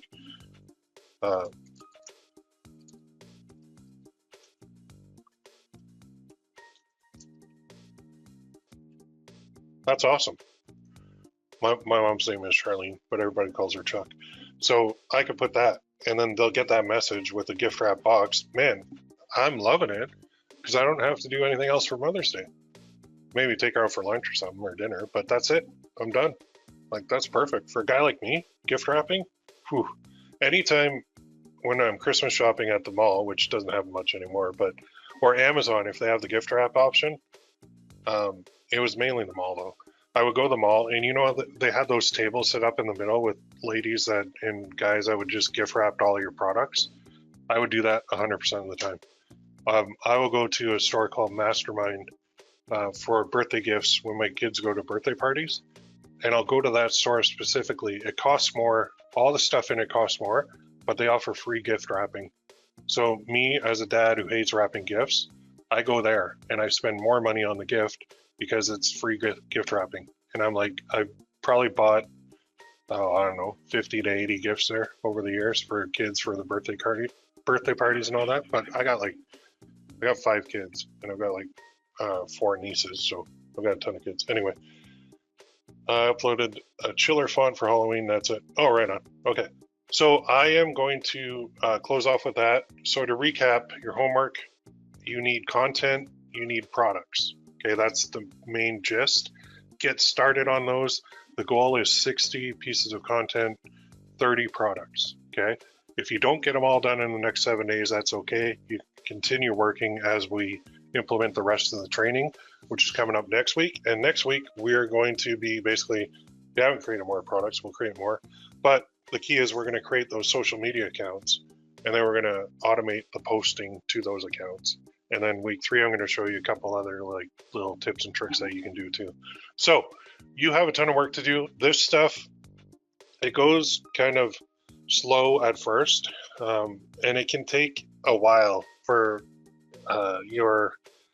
well, actually I shouldn't say that, because the fan club method actually moves a lot faster than other ways, because you get picked up and you get shared. So once like one person sees that, it's like a snowball effect. More and more people will see it, because more and more people will go back and they'll look at the page and they'll start sharing stuff and commenting and liking. Then that sends signals to the social media platform that this is a good thing, and they'll show it to more people too. So it really, the fan club method moves quicker because of you're getting a big passionate group of people together who love this stuff. So you can see, like, I was chuckling when I was going through the Trailer Park Boy memes, and half of those were from my own page that I already picked out before. So I would happily share them again. Anyway, okay, last thing, do you create a spreadsheet and keep track of the products? Yeah, I do. So what, like I said, I'll throw it in there, but you could just go like this, do a duplicate, and now you can delete this and change the headings. So you could go product for product title.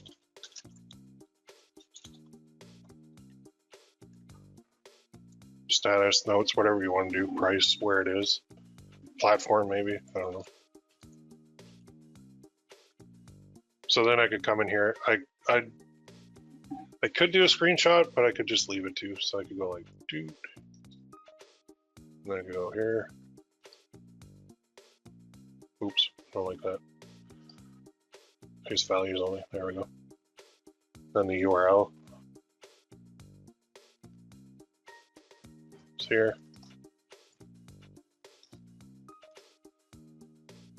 And then status, so I can delete that row, or column, sorry. Delete there. Status is ready. Platform is GearBubble. Or status, I could put like ready, and then I could put posted if I wanted as well. Yeah, you could create that too, and then just call this products. This one would be research. And then up here we go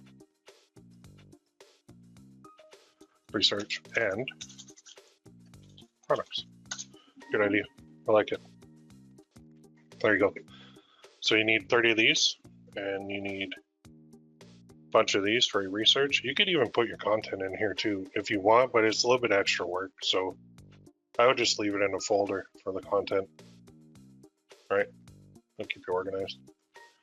All right, my friends, I'm going to go have a hot tub and blast my back with hot water for about 45 minutes, and then pop another painkiller, and I will see you guys next week. Have a great weekend, and get to work, and we've got a lot to cover. So with that, I'm out of here. Have a good day, everybody.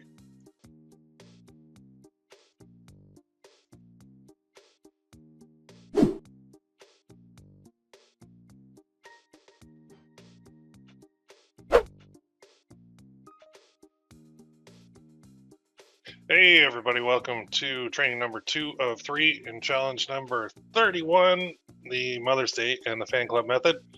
Give me one in the chat if you can hear me and see my screen okay. Hopefully we do not have the issues we had last time. That's good. Well, I got ones right away. Awesome. And then let me know where you're located. I want to see who the furthest away is. I'm in London. It is currently 1 degree and kind of chilly, but kind of sunny. Well, overcast a little bit. So we have, there we go. I think you're the furthest away. Birmingham, UK. That's got to be the furthest. Unless we have somebody from, where's that other one from?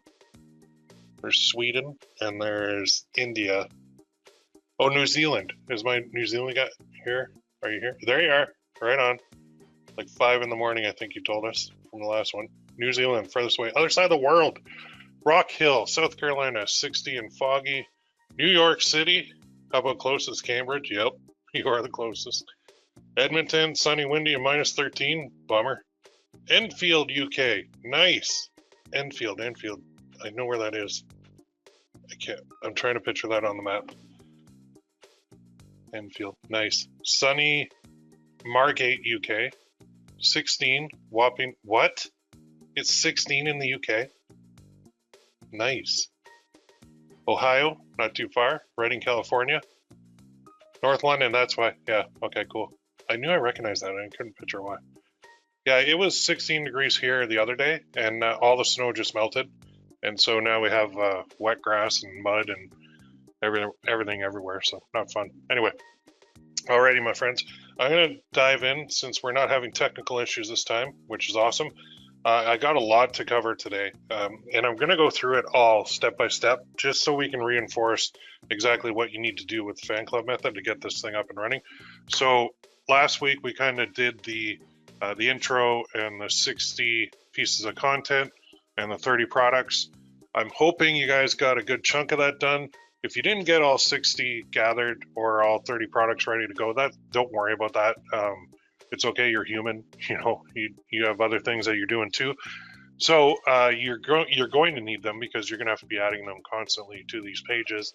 And I did have somebody ask me, they actually sent me a message and they said, you know, I'm really worried about posting too many products to my social media accounts because I don't want people to think that I'm spamming them.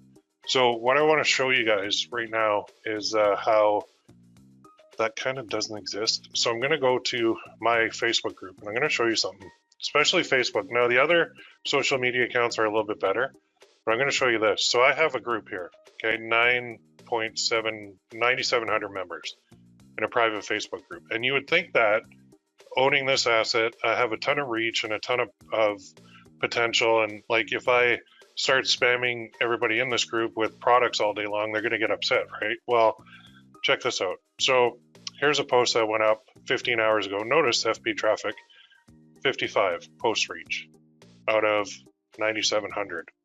Okay, 55 people saw that. This one, 77 people saw that. This one, 87 people saw that.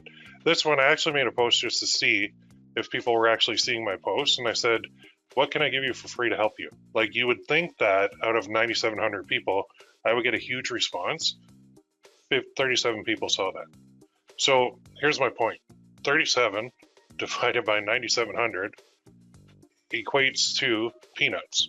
So the reach that you're getting on all these posts, especially on Facebook, is peanuts. That is, if I multiply that by 100 to get the percentage, 0.38% reach on my group. Now, bear in mind, I'm currently, my profile is restricted on Facebook, and I think that's why my group is not getting the reach that it should. But I just want you to know that when you're posting stuff into a group, it doesn't mean everybody sees it. That's my whole point. So don't be afraid to be posting a lot of products because not everybody's going to see that post.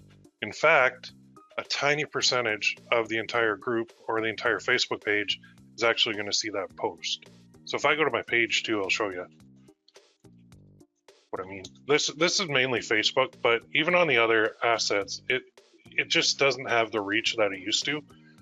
So that's why we want to post consistently. I'm not saying don't post because you're not reaching people.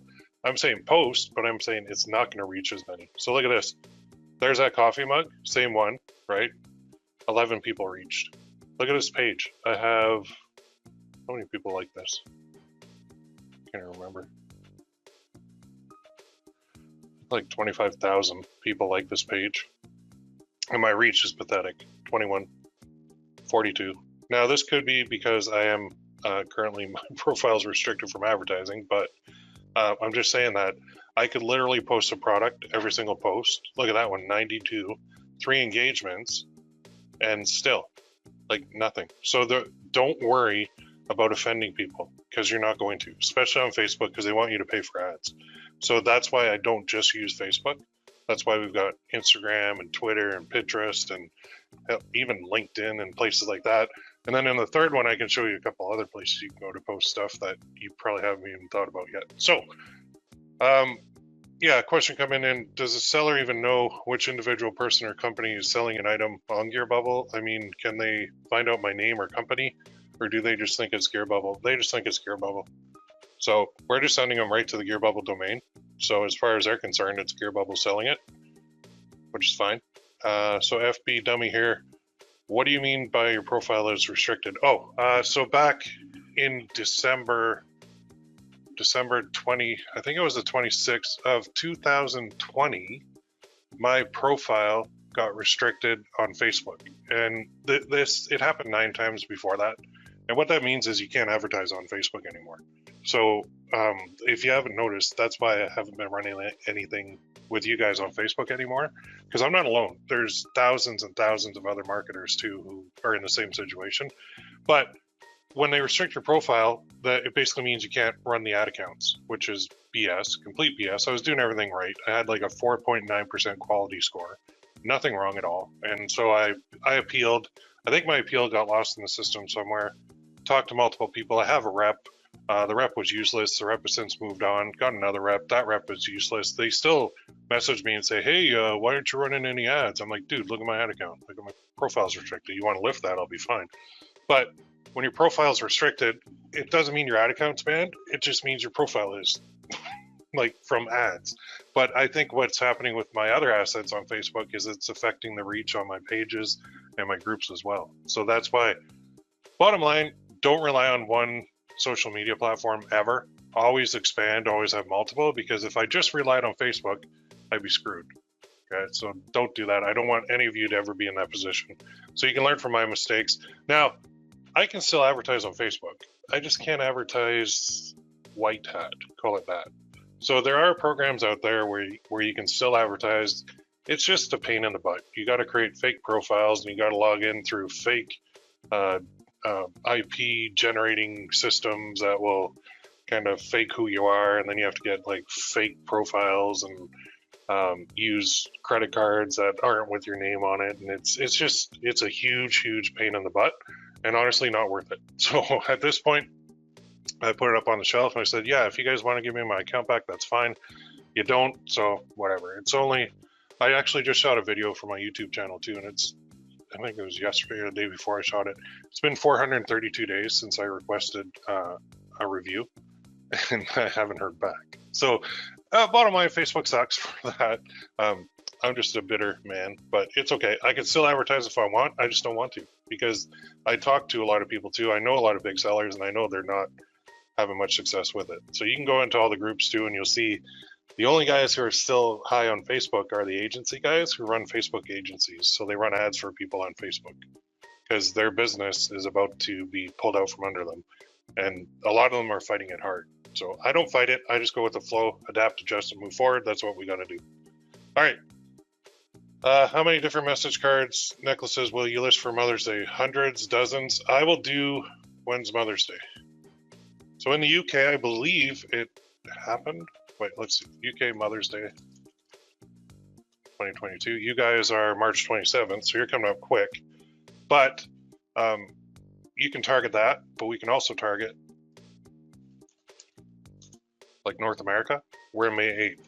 So if you go days until May 8th, May 8th, 2022, we've got 59 days. So how many products will I be posting for Mother's Day? 59 more. So I'll be posting all the way up to Mother's Day. And then as you get closer to Mother's Day, I tend to change my descriptions to say, look, if you order now, you're not going to have it in time for Mother's Day, but you can like give them a card and say this is on the way, and they'll get it after Mother's Day, because we have to allow, at least 2 weeks, I'd say, for delivery, especially if it's worldwide. So UK, you guys are coming up real quick. I think it was March 27th. For North America, it's March 8th, or May 8th. For everybody else, I think it is on different times, on different days in different parts of the world, to be honest. I'd have to look it up. But all right, so a couple more questions that I'll dive in here. So Facebook targeting is still not working good though too, correct? No, that's the other thing. Facebook targeting is crap. They're actually removing a whole bunch of targets that I used to use successfully. So that hurts. That makes it very difficult. Although with Facebook ads, my best ads were always ones that had no interest, to be honest. But that was when the pixel worked, and that was pre Apple iOS tracking issues. So the tracking on Facebook means, say you're on your phone and you're on Facebook. Well, when you buy something, that sends the information back to your Facebook ad account through a pixel, right? And it says, this guy bought this product and it came from this ad. Well, that doesn't exist anymore because Apple said, nope, we're going to now ask people on our phone when they install the Facebook app or when they upgrade the iOS, the operating system, do you want Facebook to track you? And what do you think people are going to say? No, of course they don't want to be tracked. So like 90% or 95% of the people who got that notification when they upgraded their phone operating system got that and said no. So what that means is now when a sale happens, Facebook has no way to know who got the sale because they can't go out from the app to your ad account and tell the ad account where it came from. What that also means is the whole Facebook delivery system is based on tracking. So it's based on data and it's based on feedback from where all these sales are coming from. So when you get a buyer on, say, one of your message cards, well, Facebook records that buyer, and now that buyer has a profile in the Facebook database that says, this buyer bought this. So now when other advertisers want to advertise and sell a similar product, Facebook looks up all the profiles in their database, all the users, all of us, and says, what has this guy bought? What has this woman bought? Okay, if they bought something similar, maybe once in a while we'll show an ad to them for this. But Facebook knows who the buyers are. Well, they knew. Now they don't. So they're relying on old data. They need constant feedback in order for their algorithm for delivery of the ads to work properly, which is why it's dying a slow and painful death, because Facebook is now relying on old data from people that, maybe they bought a Mother's Day product and then who knows, maybe the mother passed away and now they'll never buy another Mother's Day product again. Just as an example, right? Like a morbid example, but that's how it works. So that's a consideration. Very difficult to deal with, and why tracking sucks, and why Facebook ad performance is down, and why you'll see a lot of complaints in a lot of groups about Facebook ads because people just haven't adapted, adjusted, and moved forward yet. Anyway, what's the refund rate you get for message cards on GearBubble? Very low. I would say under 2%.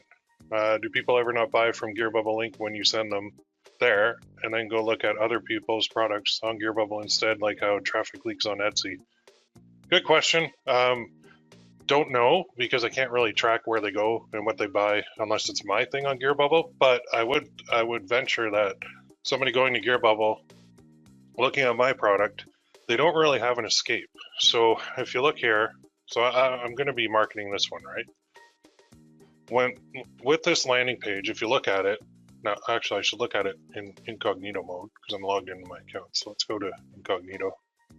So this is what the average Joe would see when they land on my page. So it's track your order, log in, country, and dollar amount. There's the GearBubble logo, which is clickable, but there's really no traffic leaks here.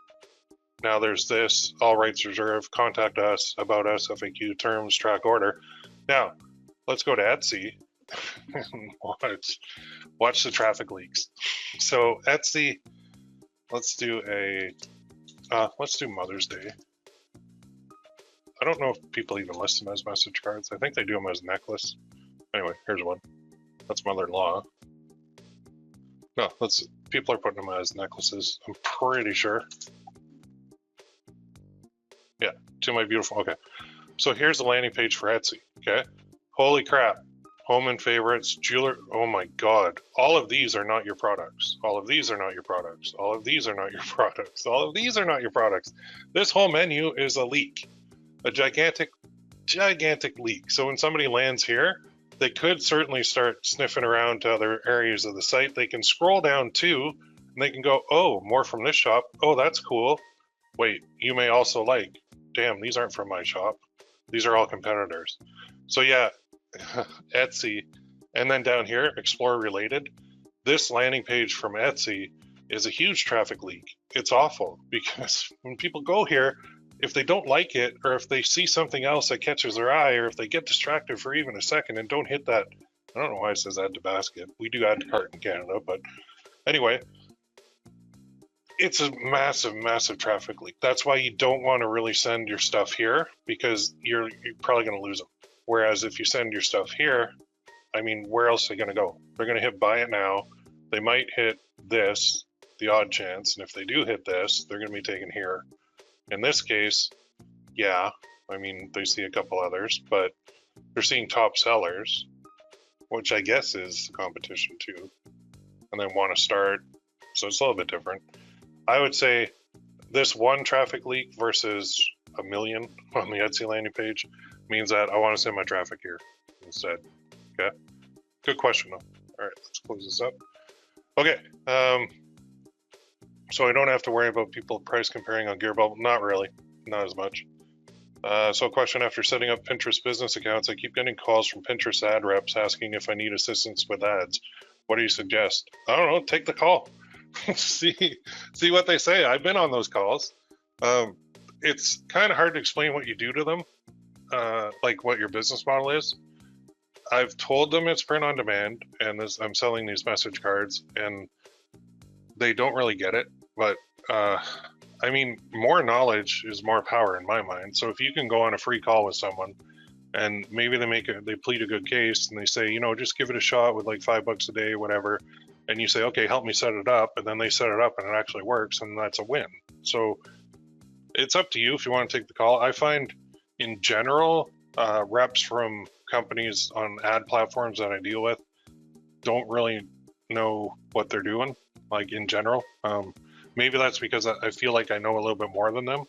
And I don't mean to sound pretentious or anything, but that's a fact. I just have more experience. So you can take the call and hopefully you get some golden nuggets, or just skip it and just focus on the free stuff for now. So they're just doing their job. As soon as somebody opens a business account with them, they definitely want to try and get them running ads, 100%. Okay, so those are great questions. I'm going to dive in now because we do have a lot to cover, like I said. First things first, we need an email address. So step one, get an email address. If you have Gmail, go here, go to add another account, and we are going to create an account for myself and my first name and last name and all that crap. Do that. Now here, I'm going to put Trailer Park Boys Fan Club. Maybe I'll put unofficial. Well, let's see if that's taken. Okay, so let's go here. TPB Fan C. There we go. So that's going to be my email. Okay. That I'm going to use on all these social media accounts. Sorry, my dog just saw somebody walk by. Let's do a password. Okay, so no, that's my one for everything. So let's go 22. I probably shouldn't say the numbers I'm typing. Next, phone number. I hate this part. Okay, I gotta move this over because don't really want to give them my phone number on, you know, I love you guys, but I don't want you calling me at 3 in the morning. So just move that to another screen. All right. And now got my verification code 511. Verify. Okay, recover email. This is where I always use my main one because I tend to forget my passwords quite a bit. And yeah, I'm old. Gender. I don't care if you know my gender. Get more from your number. Skip. I don't want any of that. And I agree. And then my account is basically created. And I need this account for my social media accounts. And this is where you have the ability, right, to create more than one account. So I'm going to X out of that. There we go. Finish setting it up. Blah, blah, blah, blah, blah. When you come in here, you'll see you got tabs, primary, social, and promotions. Already, I'm getting ads. Did you know you can run ads in here? In the social tab on Gmail? You can do that through Google Ads. I actually there's actually one of the challenges, I covered that, in the promotions tab. So anyway, now that we've got our email, what I do suggest is creating a Google Doc. I used to use, well, you can use Notepad, or you can create a Google Doc, and we're just going to call this one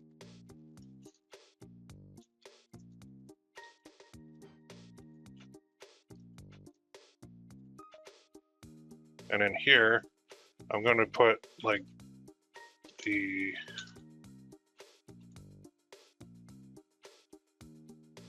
Gmail address, and then I'm also going to put the password. So I'm going to move this to another screen. Hopefully you guys can't see that screen, because if you do, then I'm not very secure. So make a Google Doc, put your passwords on it. So I'm just on the other screen, type in Gmail. There we go. And then, all right, now we can start creating accounts. So this one, Instagram, is a tough one to do unless you're on a phone. So I'm going to attempt this on a computer, but I've had trouble connecting this to FP traffic through when I create it here, but I'm going to try anyway because I've already got a page. So if this part of the training doesn't work, go on your phone on the Instagram app and create an account on there. Okay, so I'm going to do sign up. I'm going to do this, tpbfancy@gmail.com, full name. Oh, that's actually his name on there. So tpbfancy, password.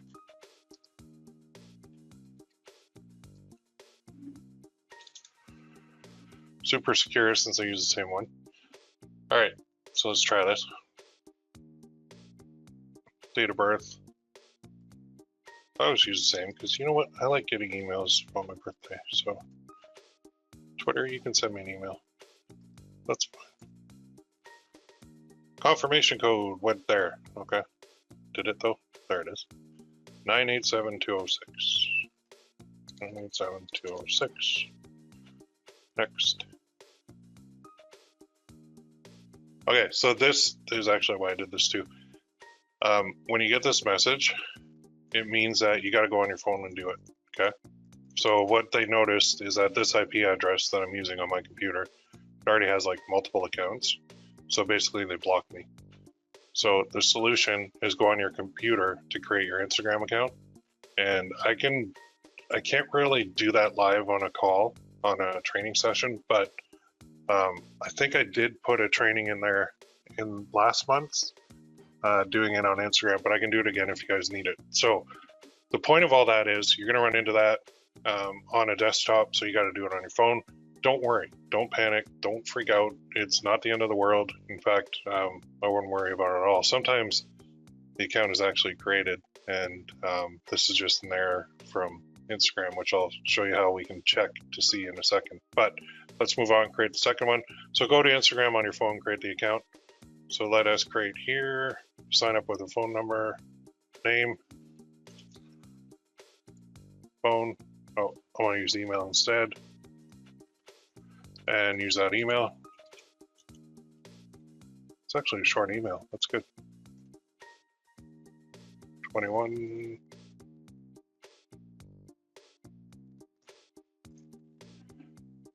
Okay, customize, track where you see Twitter content across the web.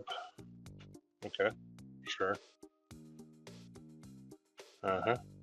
Sure. Verification code, okay. There it is, 573346. 573346. Oop. 573463. Duh. Okay. 573463. All right, cool. And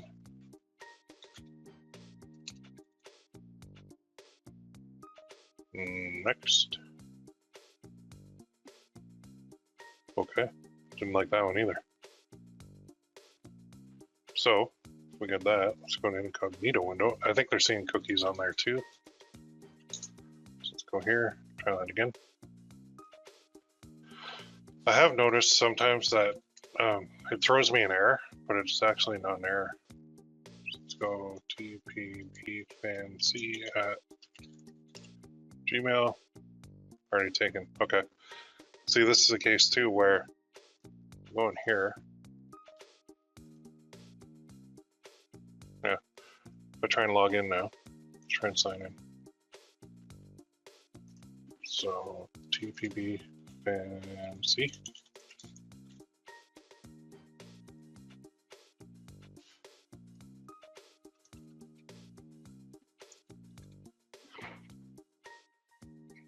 See, it actually created the account.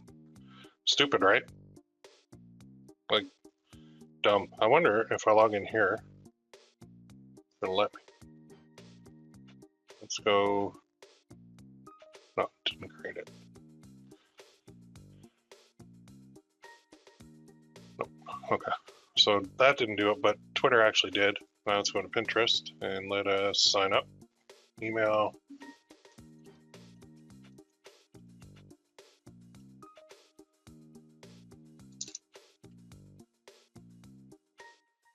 $29 home, baby. All right, continue. Okay, next. Now, Pinterest makes you do all this stuff. I love how they have English UK, English US, but why don't they have English Canadian? Are we French? Anyway, I have to tell them what I'm interested in. So let's go, since I might have to see this. Oh yeah, MBA, home decor, memes, there we go, done. Get it on your cell phone, on your phone, nah. All set, hold tight while we customize your home feed. All right, boys. Holding tight. All right, so now I gotta go to my, over here, and I want to do this, convert to business, and upgrade, it's free. And this is where you probably get the phone call.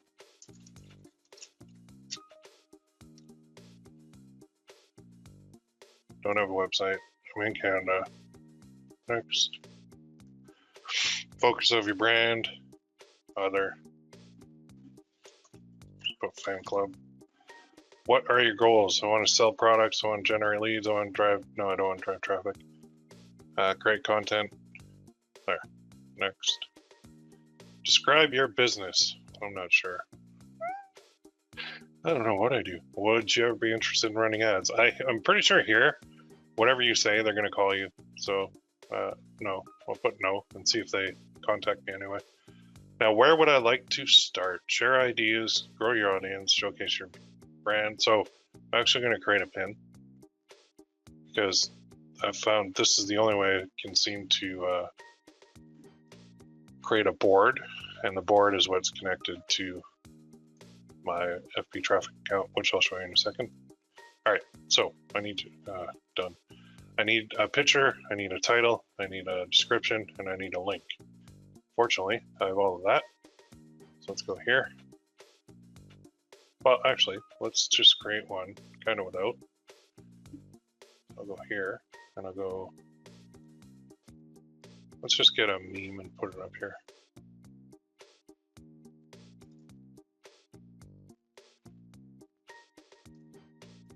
There it is. Okay, so content. Let's go with whatever. Go with that.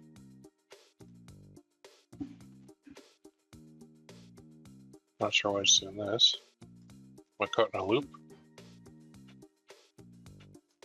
Okay, and then do you love the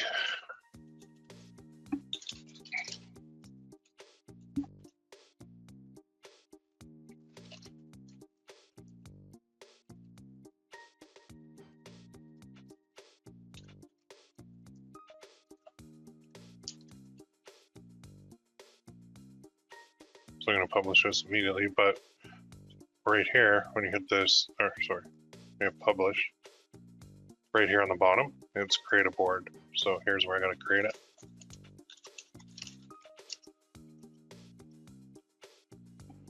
Create, publish. And now what I just did is created my first pin, and I created the board, which I need to connect it to my auto poster, which I'll show you in a sec. So you can go to see your pin, and there it is. Board's ready to go. Is there any other? Yeah, there's a few, but not too much. All right, so I've got, well, Instagram is pending because I have to do it on my phone. Twitter's ready, Pinterest is ready, my page is ready, but now I also need a group.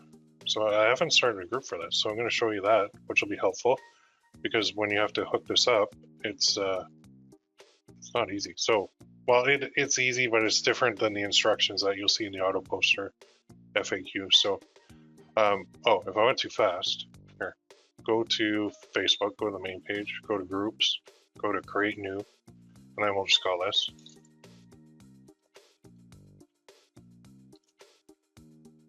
Now, privacy, I used to do private all the time, but because of changes in reach, now I go public. So I actually don't care who joins this, to be honest. I want as many people as possible, okay? So I'm gonna create this.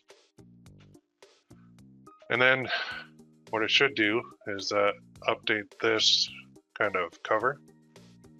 So I need a cover, but I can leave it like that for now. I'll just leave it like that for a minute. But to edit that cover, you just upload a photo. And to create a cover, you can easily create one in Canva. Maybe I will show you guys how to do that in a second. But I just needed the account created first. And then under About, you can put, well, you can do a lot of different things. It's under Group Settings over here. We can do the name and description. And this is where we can put in our kind of disclaimer thing. Like in the last one, we talked about the one from Charlie Day quotes. So I would basically copy that and rewrite it for your own so that they know that you're not affiliated with them, but you are a group. Or like it is a group, but it's not directly related to them. So this is public. That means anybody can see it. So we've got Instagram pending, Twitter is created, Pinterest is created. We got the page, we got the group. Now what we want to do is go to my favorite little auto poster. So you can go to fptraffic.com, or if you want to use my affiliate link, you can, but you don't have to. It's ppc-coach.com/fptraffic, or just go to fptraffic.com. Either way, it's the exact same for you. There's no difference at all. And then we're going to click login with Facebook. You're going to see a whole bunch of error messages in a second as soon as it loads. I don't know why, but all these accounts are whack. So they have a pro version and a normal version. The one I'm on is $10 a month. I haven't upgraded to the pro, but there's some cool stuff in it. And I think the pro is $30 a month. So I'm just on the regular. So now what I want to do is go here to profiles, and I'm going to go to pages. And in here, the way that I find my pages is I just hit Control F and then I type it in. So there's my page here. That's what it looks like. So I don't have any posts currently scheduled, but right here under schedule, you can click it and then you can see when it's going to post. So right now I've got posts going up every day at 4 and 8. I actually want to add a time. I want to add like probably noon. Because I find a lot of people are on their phones at noon, which is, where's noon? 12 p.m. So I got 3 times a day. So I got 12, 4, and 8. Actually, I'm going to change that 8 to earlier. Put that at 7. Oops, and just lost everything. Okay, so you can see me do it from the start. So let's go noon. And then let's click that again. And then we'll go 4. And then we'll click it again. And we'll go like 7 or 6. No, 7. So I got noon, and then I got late afternoon, and then early evening. I'm gonna click save. That's good to go. Now I can come in here and start setting these, but I just wanted to make sure it was connected first. So I'm going to go back to profiles and I'm going to connect my group now because a group is a little bit more involved. So I'll click here on my groups and you can see all the ones that are connected. But what I want to do is I want to add a group. So under profiles, go back here. I want to click on add a profile and I want to go to groups. And then it'll take me to a page where I can do this. Oh, there's one thing I gotta do first. So if I do this, and then I try and find my new group, once it syncs them all, you'll see that it won't show up. There's a reason. So now if I'm on the groups tab, and I go Control F, and trailer, found something, where are you? Oh, there it is. Okay, so the Trailer Park Boys fan club, you need to add FP Traffic app to this group, learn how. All right, so you would think that if I learn how, I don't know why I did that, but anyway, here's the instructions. So I say go to group settings, go to apps, and then add apps. So when you try and do this, unless I updated this, it used to be a little bit different, but I'll show you how to do it. So you go here, go to your group, go to settings, scroll all the way down to the bottom. Right here is apps. You want to hit that little pencil mark, and then so I give you this thing, and you say add apps, and then what we want to do is search. So I'll just go type in FP Traffic, FPT, and it's this one, and then you want to go add, and now the app from FP Traffic is added to your Facebook group. So now when I go back here, and I'm going to hit refresh. It's going to sync the profiles, I hope. Oh, didn't do it yet. So I'm going to add a profile, groups. I just needed to sync all of the groups that it pulls in, and it's based on my main Facebook profile. So hopefully this works. Stranger things have happened. Okay, it's at 81, so that's probably a good thing. I'm trying to find it. T. This is what I do. Okay, so now you see that it's switched to this profile needs a schedule, add one so we can post. So you would think that I have to create a schedule, but you don't. Don't create one because we're going to use something different to post, okay? So that is now connected. So if I scroll all the way up, now I can go add a profile and I can go to Instagram. I don't think it'll let me because I don't think it's created. This is where I'm going to check and see if it actually created that Instagram account when it gave me that error. I don't think it did. I think I'm going to have to use my phone. You can go edit settings, and this is where you'll see your Instagram accounts. So this is when you go on your phone, you'll see this, and then you can select it, click next, and then it'll be in there. Instagram won't be in there right now because it did not create it, unfortunately. So now it seems every time I do that, so I'll go back and add Instagram after, but I can add Twitter because right here, it's already pre-filled it with the username and then the password.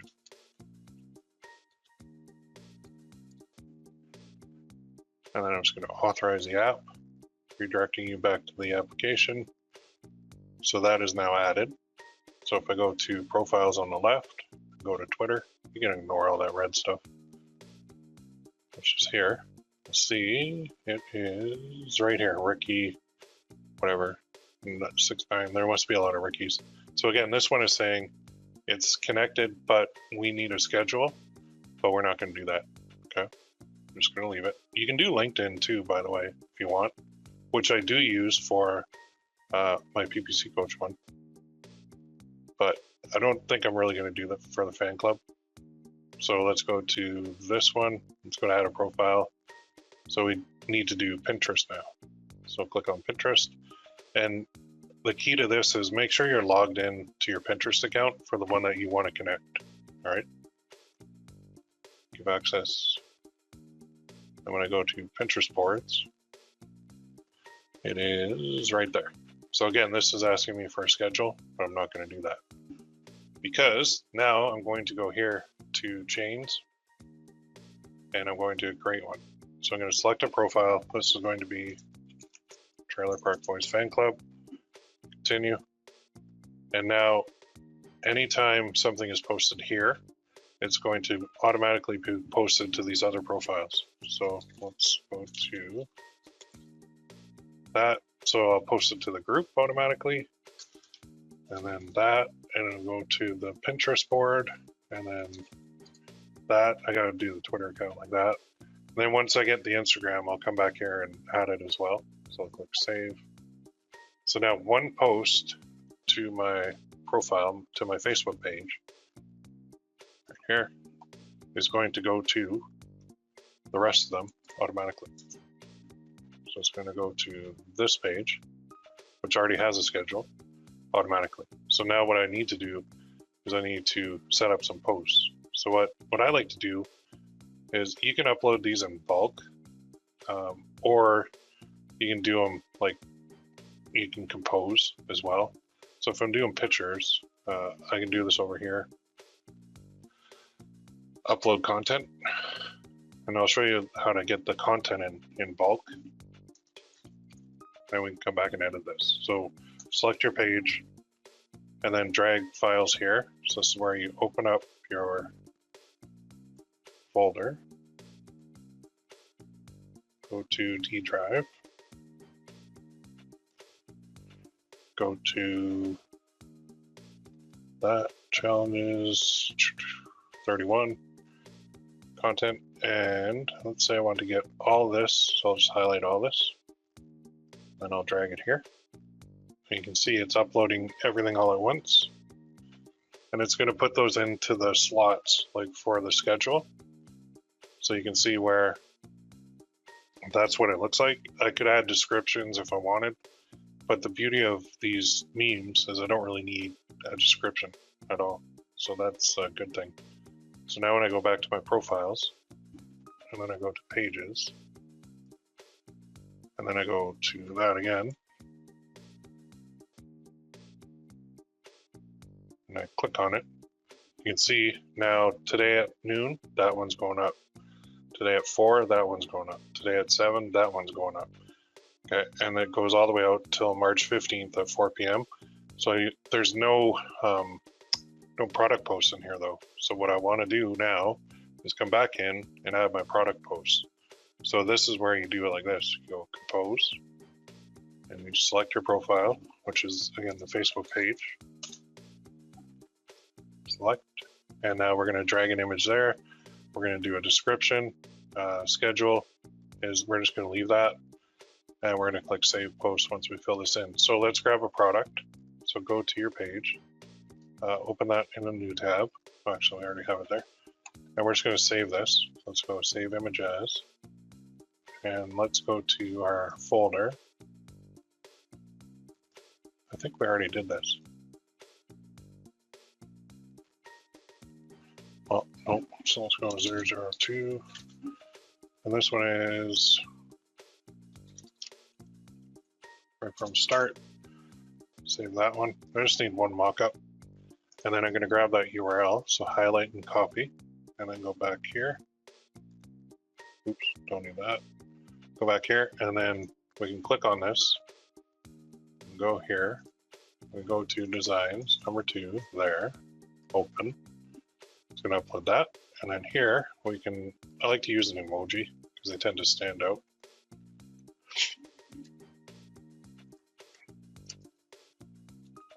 Mother's Day is coming up. Did you get yours a gift yet?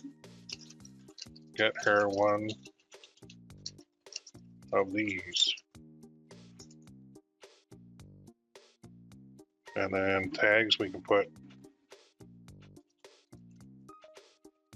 That might be too long.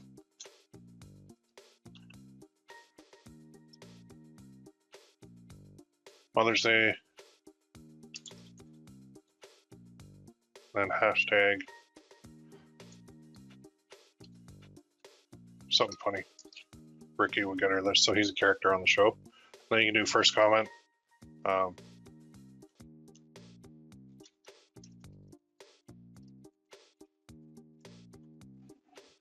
I'll click Save Post. So it's saved, but now I want to click here, back to the Facebook page, and scroll all the way to the bottom, and there it is. So I want to do one per day, so I'm just going to drag that up, and then scroll up a bit, and then drag that up, scroll up. That's why you don't want to add too much content in bulk at once. So now I'm going to have at noon, I'll have a meme, and then a product. Now what I want to do is I want to put another product here. So I'm going to go back to here. I'm going to open this one up, which is kind of crude, might go a little bit better. It's funny to have a Christian cross and then Happy Mother's Day, thank you for not swallowing me. So I apologize if you're offended by that, but I think it's funny, but anyway. Okay, so thank you for, it is super crude, I admit it. But sometimes funny and crude will sell, whereas emotional won't. So in this group in particular, I feel that funnier ones are going to work a little better. Given, if any of you have ever watched this TV show, you'll fully understand what I'm saying, where a message card like this would go over way better. So what's this one? There, okay.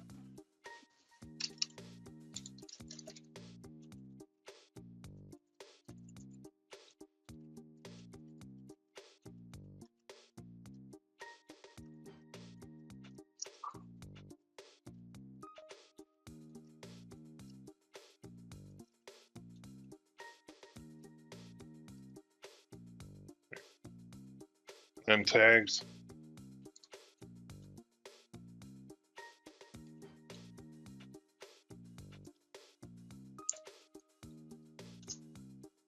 And then hashtags.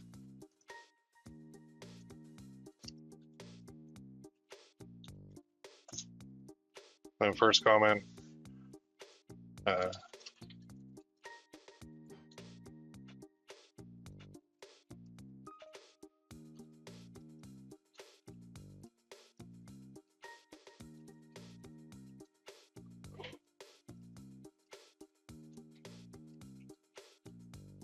There we go. So that's the type of post that might get shared. I know I would share it if I saw that. So now I go back to my page, right? And I gotta set that. So it's way down here. So I'm just gonna drag it, scroll up a little bit, drag it up, scroll up, drag up, scroll up. Oh, up 2 that time. So now it looks like this. Content, content, product, content, content, product. And then this is going to be a product as well. If I go back here, I think I only have 3 in here right now. Yeah, I do. Because I misspelled that one and I forgot to fix it. But you just keep going. So that's why, like, I'm now set. I'm a couple days ahead. I got out till tomorrow at 7. Not that far ahead. So I need, this is where I need like 30 products because I want to post 30 of them. And actually, once I post 30, I have the option of recycling this whole package of content and products, or I could add more. So the key, like any tips, somebody's asking like what's the most efficient way? I think just adding a little bit of content at a time and then plugging in the products appropriately. You got to write the product posts, but you could, I guess you could add descriptions with links in here too, but I think when they get funny product, that kind of flow and that kind of rhythm will work best, because now this is going to go out to the Facebook page, the Facebook group, Pinterest, and Twitter. And then once I connect the Instagram account, it'll go out there too. And all of those 5, is that 5? Yeah, 5 social media assets are like casting your net, and then people will find it. And with stuff like this, with the fan club method, you're going to find that it takes off a little bit more. It goes viral because we're kind of relying on the branding of the show and the trying to plug into the audience of the show in order to monetize them, but we're not using show assets to monetize. So we're not, I mean, if I created a message card where I had like any one of these characters' faces on it and saying a catchphrase from the show and then saying, he says, get this for your mom, I could sell 1 million of them. Don't do that though. It's tempting, but don't do that, because then I'm going to get in trouble. So then that's where the show owners are like, no, that's our trademark and you use it to profit, so no. Whereas something like this has nothing to do with the show. It's just offering the audience a gift for Mother's Day that has nothing to do with Trailer Park Boys. So that's where we steer clear of any legal issues. Now, I'm not a lawyer, and as far as I can see, there's no, and I've never run into any issues with this, knock on wood. But like I said, I'm not a lawyer. So as far as I know, the fan club method without monetizing their trademark materials is fine. But stranger things have happened. I mean, there might be a 0.00001% chance that something could happen, because nothing in life is guaranteed. So I just want to put that little disclaimer out there for you guys too. But I do think, for me, the market, or the audience for this is very passionate, and they like funny stuff and they like crude stuff. So I'm going to make my message cards to match that audience. So I think the emotional stuff might still sell, but I think the funny stuff is going to sell a lot better. So, okay, I'm going to take some questions here because there's a few coming in. Twitter offers a professional account. Should we be upgrading? I've actually never looked at that professional account, so I'm not sure what the benefits are. Usually what I find on all these social media platforms is they'll have like a personal and then a professional, and typically professional means you can run ads. That's my theory anyway. That's what I've seen with like Pinterest and Facebook, of course. And I don't know about Twitter. All right, why not just create new boards for each niche versus a whole new account for each? You could do that too. I don't know why I separate them all. Well, I do. My thing is, if one of these assets get into trouble, then my whole business is not wiped out. So if I go to Pinterest and I create a board here and I go, okay, there's one board for this one. Now I'm going to create another board for another niche, maybe for dogs or cats, or maybe for, what's another TV show I like? The Mandalorian. I really like that show. Or Pam and Tommy. That show is just on Crave TV. Or Letterkenny. Or Game of Thrones. And I want to put them all under one account. Well, if one of those assets gets in trouble and Pinterest goes, boop, completely wiped out, I'm screwed. Because I had, say I have like 10 of them, 10 different niches or 10 different fan clubs on 10 different topics, and if 10 of them are fine and one of them is not, but they're all under the same account, guess where I'm going? Straight up Schitt's Creek. I'm screwed. So I think that's why I separate them. That's why I just take the time to create a new email for each one, because at least now, if say this one goes down, Trailer Park Boys goes down, well, I'm okay, because I have other fan clubs under other names and under other profiles that nobody knows about that are not connected. So I think online, when you try to connect everything under one profile, that's where you get into trouble, when that profile gets into trouble. So same for me. I do have other Facebook profiles that I use for stuff like marketing and for like ad accounts. And under those other profiles, I've been creating fan clubs too. And nobody sees them and nobody knows it's me. And so they're not connected at all. And you'll see, like, creating, Facebook doesn't want you to have more than one profile because they want to control everything. And they want you to do that so that if they decide one day to snap their fingers and wipe out your business, they can do that. But if you're smart and you create separate ones, then when they knock one down or wipe one out, it's not going to affect the other. So I think that's the main reason. I hope that makes sense. Well, it does make sense, because from a business point of view, it's too risky. Can you mix it up and do message cards and say a mug? Yes, absolutely you can. You can 100% do that. You don't have to just do message cards. When I run the challenges, though, I just like to stick to one, because I find if I start jumping all over the place, people get overwhelmed. But if you have funny mugs, if you have a funny necklace, if you have a funny hoodie, if you have a funny anything, you can certainly create that. So if I go here and I go to launch a campaign, here you go. You can do a mug, a shirt, a pillowcase, a poster, an all over print. laser, shot glass, travel mugs are good. Tumblers are good. Wine glasses are good. You can do a mask, although here in Canada, I guess, while in Ontario, March 21st, they're getting rid of those. Camper mugs are awesome. They got that nice steel rim. You do an ornament, you do a candle, and there's our precious jewelry there. So for precious, I know that the best seller is this one, right? So that's our best seller, but I can still do a sunflower. I can still do a bracelet if I wanted. I can still do this one. What is this one? Yeah, this one with the cool hearts. It says love in it. So you don't have to stick with just one. I can do earrings. Actually, I'm going to experiment with those earrings. I think they'll work. They're cute. Like my daughter said they were cute. So this one, Rising Phoenix. This one, Crown. So you could do like a Queen funny theme quote type deal with that. That'd be funny. Opal Turtle. I mean, yeah, you could do that. Or earrings. So yeah, don't think, you know, I can only do, Will says do this, so I'm only doing this. Well, no, you can mix it up. You can absolutely mix it up. I don't mix it up when I'm running these trainings because I don't want you guys to get confused. And I think that each product type, like from a message card to a mug, they're close. But I think for me, when I look at coffee mugs, I always look at funny. So I don't really do emotional coffee mugs. Maybe it'll work, I don't know. But I tend to do funny.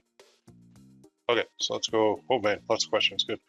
What's the average conversion rate for cold traffic on a message card at $79 on GearBubble? Across the board, I have no idea. I would say 1%, maybe 0.75% because it's cold traffic.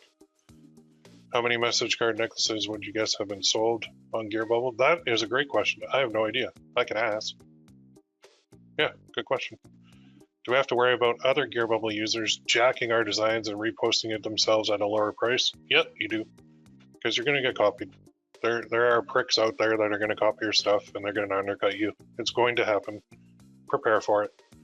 The only way I've found to counter copycat dickheads is to be first to market and be unique. So there's whole companies with people in training positions that copy everything. And so if there's something good out there, they're going to copy it and they're going to start training their people on how to sell that thing. And then you'll find that your sales are tanking and you're like, what the hell? I didn't do anything different. Well, you got copied. So what I say, what I try and steer people towards is if you're going to copy someone, don't do a direct carbon copy. Make your own unique version of something that's working. And that's fair. If you take my design and my style and my quote and make it look the exact same as my product, then you're a dick. If you take my design, my quote, and you make your own version and it doesn't look like my product, you're still a dick, but that's fine in my mind. So yeah, copycats suck. Being undercut sucked. I've asked in the past that, you know, like guys like Don and Eric have said, you know, just put in a minimum price that you'll accept and a minimum that they can charge, and they always say no. Because from Shine-On's point of view and GearBubble's point of view, they're making their fixed amount for every sale no matter what. So in their mind, if somebody's undercutting, getting more sales, well, they're getting more sales. So yes, they do care about you, but they care about their bottom line more, right? Because they're a business, and that's natural. Nothing wrong with that. So yeah, you're going to get copied. It's going to happen. How many message card necklaces do you expect to sell for Mother's Day? How many message card necklaces have you sold in the past years on Mother's Day? I've had days I've sold 100 a day, and then I've had days where I'll sell 2 a day. So, I mean, how many do I expect to sell? I'd love to sell 1,000 a day if I could, but I don't know if I'll get there. I mean, the more the merrier.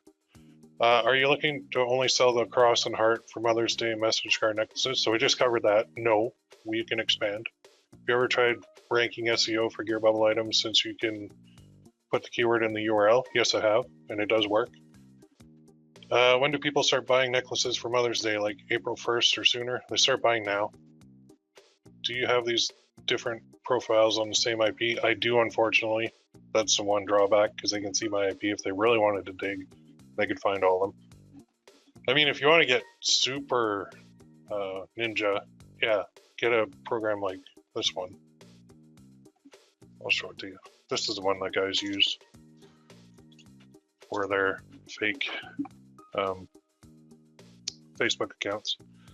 So if you want to go in here and create a multi-login account, it costs money, but yeah, it's like 99 bucks a month. Save up to 100 browser profiles, but this is what the black hat guys use for creating fake Facebook accounts. So they'll use this program, they'll log in, and then it looks like a completely different computer and IP address and everything. Okay, so you could do that if you really wanted to. Makes great sense on the Pinterest. In very similar vein, if you have a niche that fits 2 TV shows on Facebook FP traffic, would you chain 2 FB pages, 2 groups, 2 Instagrams, or best to separate them out, even if it's the same content and products, for the same reason as separating out the Pinterest boards? Yeah, so I mean, it's a personal thing, but I can easily create like probably 5 more Trailer Park Boys related pages, and then I could easily just add them to the chain. So if I do that, then the risk is if one goes down, they all go down, right? Which, I mean, odds are if one of my Trailer Park Boys assets is going down, somebody got mad, somebody sent something to Facebook or something and took it down, then odds are the rest of them are going to go anyway. So I could probably chain them all together because they're going to tumble in the future anyway. To make it more difficult, I could separate them out and then just redo the content and the product posts. But for simplicity's sake, I think you can take as many steps as you want for security, but at some point there's a point of diminishing returns, so it's a trade-off. So for me, I'm going to be chaining this to more assets in the same niche. So I'll be doing more Trailer Park Boy pages just to cast more nets out there. And if one gets taken down, yeah, that's a risk. But I mean, if one goes down, odds are the other one will go down in the future at some time too. So I'll accept that risk. Okay, what is a laser engraved necklace? That is back here. This one, this one.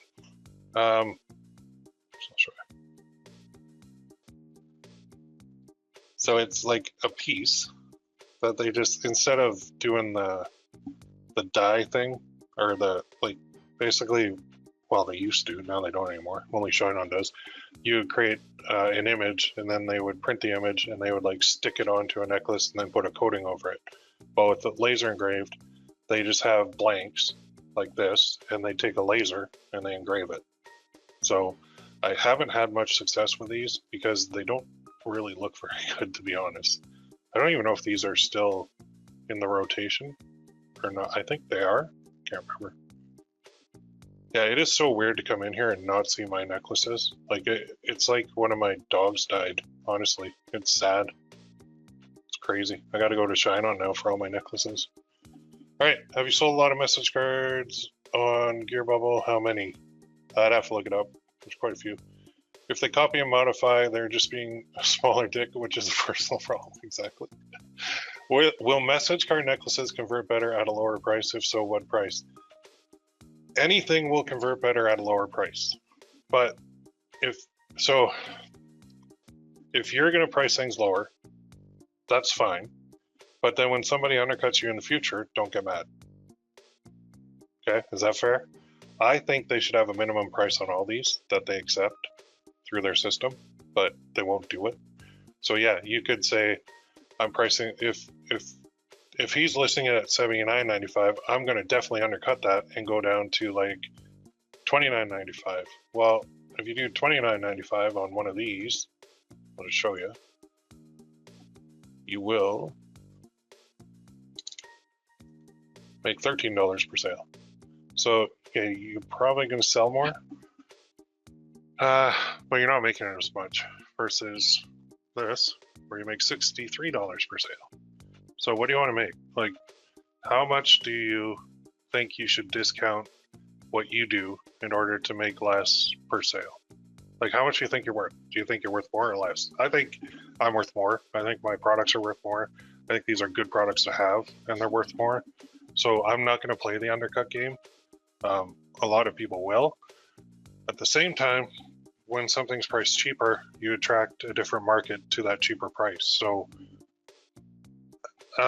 will you get more returns? I don't know, maybe. There's a whole thing we could go into about pricing. I don't like to price low, I prefer to price high. So if you want to play the undercut game, yeah, you can, and a lot of people do, and I think it's like I just want to have that button on my keyboard that says slap, and whenever I see it, I want to press the slap button so I can slap somebody and make them realize that they're leaving a fortune on the table, they're hurting their business, and they're hurting everybody else's business by undercutting. So I don't undercut, I don't like it, I think it's stupid, but if you want to do it, hey, to each his own. Can you show us one that you were talking about last week that they no longer sell? No, I can't, because I'm moving them all to Shine On, and I'm still going to sell them. Aren't they discontinuing? Yeah, I thought they're discontinuing the laser engraved stuff too. I don't think it's sold much, to be honest. Low prices is a race to the bottom, not a good idea. Exactly. So Amazon, and if I go there, their message cards and necklaces on Amazon, they are a race to the bottom. So it's just who can price it the lowest, and then you got to do massive volume. So let's go, I don't know, we might come up under this. Yeah, there we go. So this guy is priced at $30.59, undercutting everybody. Actually, that's not even from Shine On or GearBubble. This one is from, what's this one? This is GearBubble, $69.96, good for them, not undercutting. This is a Shine On one, $69.96, good for them, not undercutting. This one is not, but they're at $70. Now look at this. This guy comes in at $19.99 for a Shine On product. They're actually, I don't even think they're making any money on that. So as a consumer, if I see this one, same product at 70, and then this one's at 19, if I'm a consumer that wants to race to the bottom and wants the cheapest of everything, and that's how I shop, and that's fine, they exist, then I'm going to buy this one. But if I'm somebody who thinks price equates to value, then my mind is going to shift to the more expensive one. And I know it sounds weird, but it's true. Like when I go on Amazon here and I'm searching for anything, I always sort it by price from high to low, because I don't want the cheapest one. Because to me, cheap means cheap, and it means low quality, and I don't want it, because I know I'm going to have to replace it. I know it's going to fall apart, and I know it's cheap for a reason. So even if I look at these two, I would probably go with the more expensive one, because I would think there's something better about that one, in my mind, as a consumer that sorts from high to low. So this guy is where I need that slap button on my keyboard to reach to press it so I can smack him in the head and say, don't do this. You're hurting your business, you're hurting my business, you're hurting everybody's business by trying to undercut everybody. And it's stupid. And this person is not going to last. They're not going to make any money long term because they're undercutting everybody. And this is what Amazon does.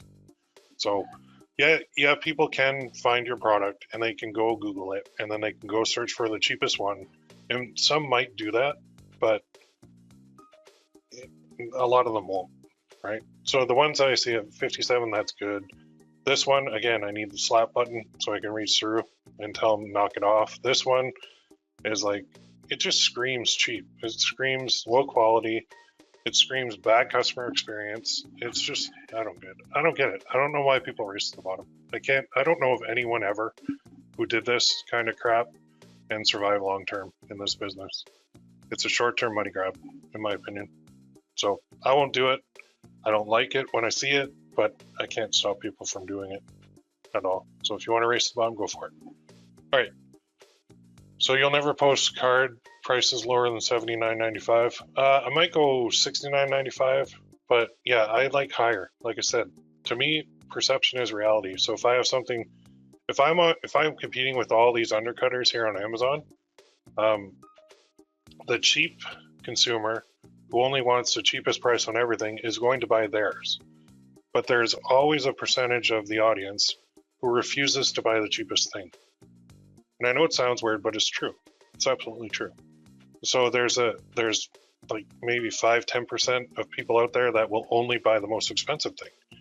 And then there's a percentage, maybe 20 or 30%, that want something kind of in the middle. They don't want the cheapest, but they don't want the most expensive. Everybody has different feelings about price and what they get for the price. So if I'm giving a gift to my wife and it costs me 20 bucks, I'm going to be like, damn, now I got to buy her something else too. Because that I feel cheap personally as a husband, giving my wife something so cheap for Mother's Day. Whereas if the product costs 70 bucks, now I feel a little bit better about myself because I feel like she's getting more value for what I'm giving her. So if it's 70 bucks, then I might think, okay, so if I give her this and maybe some flowers, that's cool. But if it's 20 bucks, I think, okay, now I got to get her some flowers and I got to get her another gift, maybe a gift card. And, you know, because spending 20 bucks on your wife for Mother's Day means, yeah, you're cheap. So cheap people exist. There's nothing wrong with them. I'm not that person, so that's me. Anyway. Yeah, I lose $5 per sale, but I make up for it on volume. No, you don't. You know that. They don't. Yeah, and that's the thing. Would you give your mom a cheap gift? Like, what's your mom worth to you? Is she worth the cheapest thing, or is she worth the best thing? Like, the best thing. Your wife, is she worth the cheapest absolute thing you can get? Or should you spend a little and give her something nice that you think is nice and that she will think is nice and that she will go online, she'll go, oh shit, he just spent 80 bucks on me. That's nice. Or she'll go online and spend, that cheap bastard spent 20 bucks on me. Like, not all wives are like that, but it could happen. All right, the cheap one I would assume is the knockoff from China. Exactly, because your perception is if it's cheap, it's low quality, probably came from China. I mean, a lot of these come from China. They do. They buy them in bulk. But if we can put a nice quote on, put a nice box around it, everything else, make it look more expensive, that's good. A lot of our products come from China, unfortunately. Okay, so try A/B testing on your price. Remember, different audiences will pay different amounts, just a thought. Yeah, exactly. So what I do, if I'm going to A/B test on price, I'm always going to have my price, my fixed price, my normal price, my everyday price is going to be the high price. And then if I do want to run a sale, now I have the ability. So if Mother's Day rolls around, I'm at $79.95. I could run a sale for like 3 days and say 72-hour sale, 10% off. Now that little 10% is minuscule, really. It's not much. It's what, $7 off, $7.99 off or something. But 10% sounds good. So somebody, now that person who's kind of middle of the pack says, well, I can't afford the most expensive, but I want something nice. And if it's on sale, now all of a sudden I'm getting a deal, but it's still, the perceived value is high. But now try running a sale on a $20 product. But it's just not as good because it's already cheap. So that same 10% off a $20 product is like $2. So it doesn't look as good, right? So yeah, I mean, if I had my way, undercutters of the world would not exist, but they do. They have their reasons. I don't agree with them, and that's that. So anyway, I think we went a little bit over time. So you guys have some homework now, and that homework is you've got 5 social media accounts to get created. Like I said, the reason behind splitting them is just to mitigate your risk in case something does go down, a profile goes down. It's not going to affect every single asset you have in there. It's just going to affect that one. So that's why I'm splitting them up by different emails. Now, like I said, my IP address is the same, so it's not foolproof, but you could take it a step further and get the program like multi-login and go do these too if you're really worried about that. It just depends on how much risk you're willing to accept. So you've got 5 accounts to create. You've got to now take that content, put 2 per day in one product, and then you need to schedule that out for 30 days. So you've got 3 pieces going up every day to our content. 1 is a product. And as we discussed, don't worry about people getting upset that you're spamming them with products, because not everybody in your audience is going to actually see your post every single time you post it. They're not going to. That's just a fact. So I think I've proved that with the limited reach on Facebook right now. But that's why we go with more social media accounts. So it's kind of setup week where we got to get this all set up, and then do it for 30 days out, because at the end of 30 days, you do have the option of recycling this content, which is very nice. So see this button? If I go into my profile and hit recycle, it will now go boop, another 30 days with one push of a button, which is super cool. I could also shuffle, but that's going to mess up my product posts every day. So I don't really want to shuffle, but I can recycle. So it's a good thing to do. The other thing somebody asked about this too. Yeah, go to your phone get the app on your phone, create an account on your phone. When you're in there creating the account, go through all the steps, and then it's going to ask you if you want to upgrade to a business. So you're going to switch to a business account. When you switch to a business account on Instagram, it's going to say connect an existing page from Facebook, because Facebook owns Instagram. Sorry, Meta owns Instagram. You're going to scroll all the way down to the bottom, depending on how many Facebook pages you have, and there'll be a button that says create a new page, create a new one. Okay, even if you have an existing one, create a new one. This way it will connect it to FB traffic easier. And then when we go into FB traffic and we go to profiles, we go to add a profile, and we go to Instagram, it will pull it up. So this goes to Facebook, right? When we add Instagram, and then we'll just go edit settings, and then your Instagram account will show in here. It'll be an Instagram business account. So you'll select it. Did it show? No, it didn't. So you would just select it and then click next, and then next, and you're done. Then you'll be brought back to FB traffic. Then you're gonna add that to the chain. So you'll go in here to chains. Oops, chains. And then you would select your chain, which is this one. And you click edit, and then you can go, well,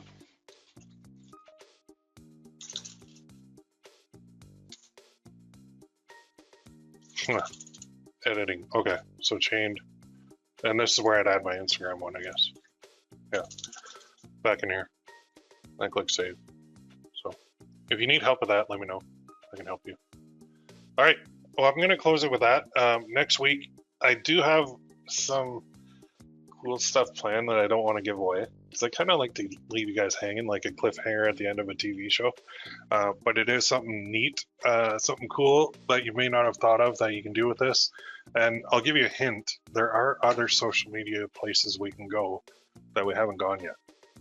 That's all I'm going to say. Can't automate it, but you can still profit. So that's a good thing, right? All right, I'm going to leave it with that. Oh, a couple more questions coming in, then I'm going to go. Could someone find out our name or company selling on GearBubble if they wanted to?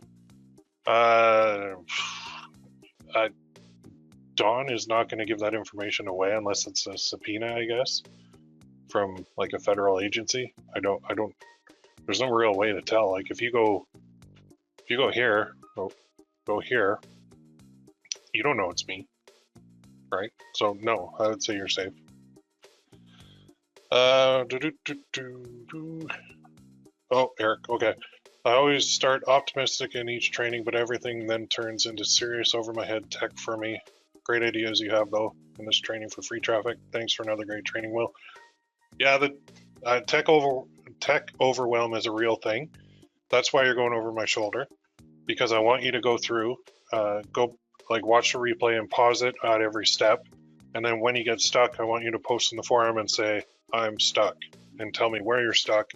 Take a screenshot, take a video, whatever you need to do, we'll work you through it.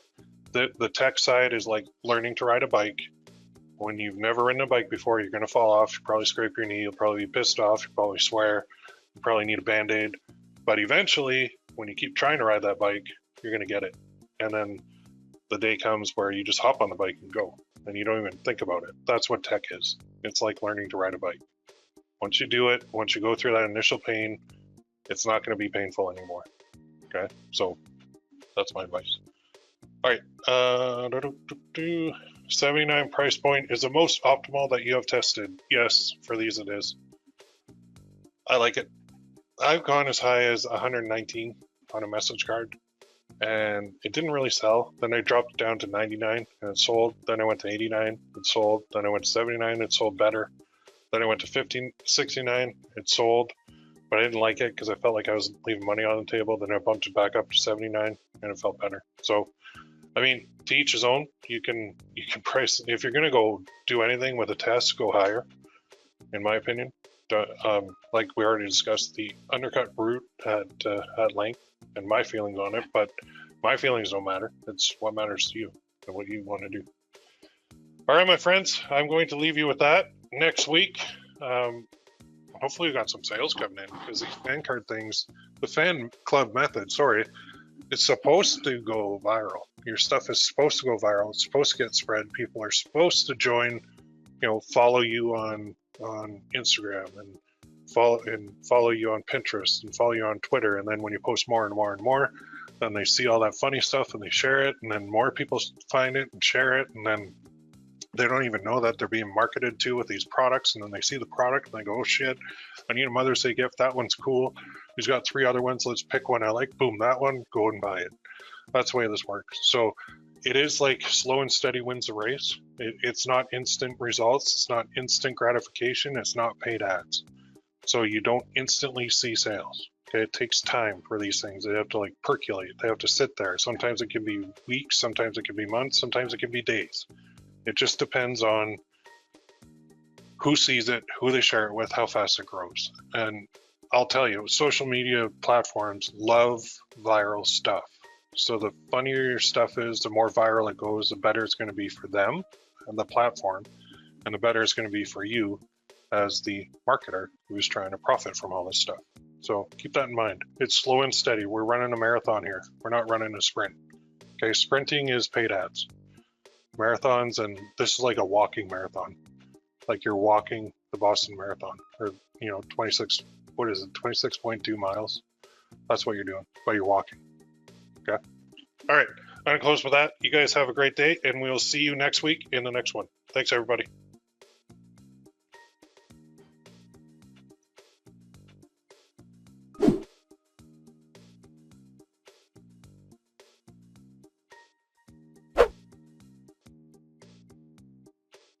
Hey, everybody. Welcome to challenge number 31, webinar number what are we at? 3 of 3, I guess. So in this one, we've got a lot to cover, but first, give me a 1 if you can hear me and see my screen okay in the old chat box. Good, good, good. Let me know where you're located. And what's the weather doing? It's sunny and about 11 degrees right now. It's actually warm out. Time to put the shorts on. Well, I've had the shorts on for a week, but still, it's a beautiful day. Spring is here, finally. Got a question already. Well, let me know where you're located first. I know where I can actually recognize most of you guys now. Question already coming in. Okay, do you ever offer free shipping for GearBubble message card necklaces? Will free shipping increase conversions? You can. You just increase the price to account for it if you want. I mean, online, typically free shipping will increase the conversion rate. All right, here we go. So we've got Rock Hill, South Carolina, cloudy and 55. Redding, California. Spring is here for sure. You always have spring. You always have summer. New Zealand, even earlier now. Yeah, daylight savings time, so you lost an hour. I think they should get rid of that. I don't see the point. We're not farmers. And the farmers all have like halogen lights on and LED lights on their tractors now. We don't need it anymore. Anyway, okay, I'm gonna dive in. I do have a lot to cover, and there's my UK guy right on. Wow, so we have Canada, United States, New Zealand, and United Kingdom all on this call right now. We are global. Awesome. Love it. Okay, and there's more coming in too. So I'm going to kind of recap, and then I'm going to show you something brand new that I've never showed anybody before, and I've kind of kept it to myself, but I'm going to show you guys because we got to jump on this quick. So in this training, a lot of the bulk of it's going to be on this new thing. It is a little bit more work, but it's worth it. So on your screen, you should see, I hope, a little funnel of kind of what we're doing, the little spider web with, just to make sure you guys can see that. Audience view. Yeah, you see it. Okay, good. So we've got our page, we've got a group, we got Pinterest, we got Twitter, we've got Instagram. And anybody running into issues with Instagram, go to the phone, the mobile app, and create an account on there. And then update it to a business account. And then you'll have the option of attaching an existing Facebook page or creating a new one. Just make sure you create a new one. Even if you don't, excuse me. Even if you don't use the new page, it doesn't matter. It will attach it to your FP traffic account. So I know there are issues when you try and do it on a desktop, which is not fun. but that's how you do it anyway. So how do we scale this? Like, it is, you have to get picked up, the posts have to get picked up in order to go viral and start getting traffic, because traffic means sales. But how do you get more traffic, and how do you get through? This kind of looks like a net, right? So if we took this net and we said, okay, that's my net, so I'm going to now do another net. And this other net is going to be, let me zoom out a bit, is going to be double my traffic. So how can you do another net, another bunch of these? Well, you stick in the same niche. Oops. You do the exact same niche, you just change the name of the pages. So I'm doing like Trailer Park Boys, right? So I have Trailer Park Boys fan club. So I could create a whole another set of accounts. And again, I would use a new email, but I would call this Facebook page like Sunnyvale Fan Club. Sunnyvale is like the trailer park where they live in Trailer Park Boys. So I would create that, but all my content would be the same. And I'll show you an example of how you do this just real quick. But I would create another Facebook page, another group, another Pinterest account, another Twitter account, another Instagram account. And then I would be running the exact same content to this new set of accounts. So I basically double my traffic. And then when I've done that, what do? I do it again. And I triple my traffic. And then what do? I do it again. And I just keep duplicating these out with new accounts, but the same content. So I don't want you guys to have to go and repeat all the content. So I'm going to demonstrate on just the Facebook page right now how you can do this. So let's go to Facebook. So I don't want to have to redo any of my content. So I'm going to go here and I'm going to create a page, which is somewhere in here. That's groups. Oh, let's go. Is it over here? Can't remember where they put it. Let's go to this page. Might have to go into my ad account and do it, which could be trouble for me, but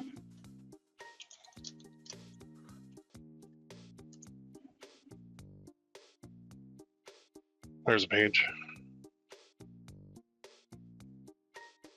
Oh my God, I should not be struggling with this. So I can go here, I go to business.facebook.com. I should be able to do it right from here. Can't believe that. I might have to do a group because I can't remember how. It's usually in my menu. Oh, shortcuts, see more, see less, see more, pages, there it is. Ugh. All right, there it is.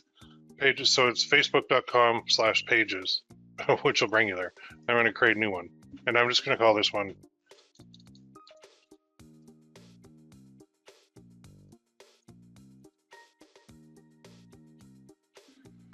because I know that this one is the actual trailer park where these guys live. So category, it doesn't really matter, but we'll put fan page, who cares? Description, this is where we could put in under the about, that's where we can put that disclaimer from the forums. So go here. Oh, actually I'll go here. I'll go to that Charlie Day one and just grab that disclaimer.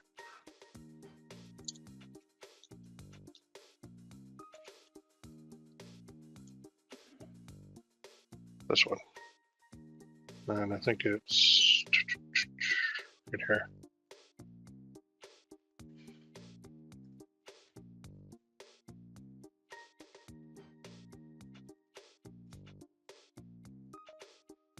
There.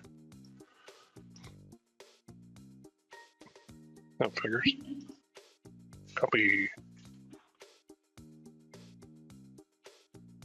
Okay. So fan operated.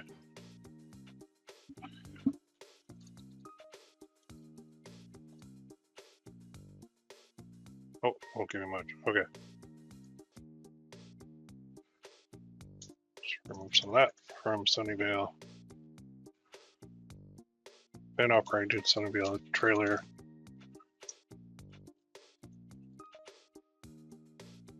not associated with.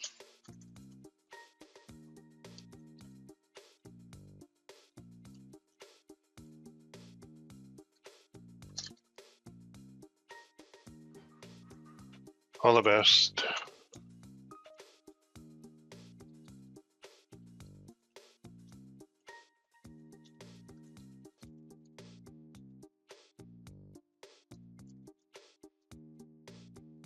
Okay, I'll say that.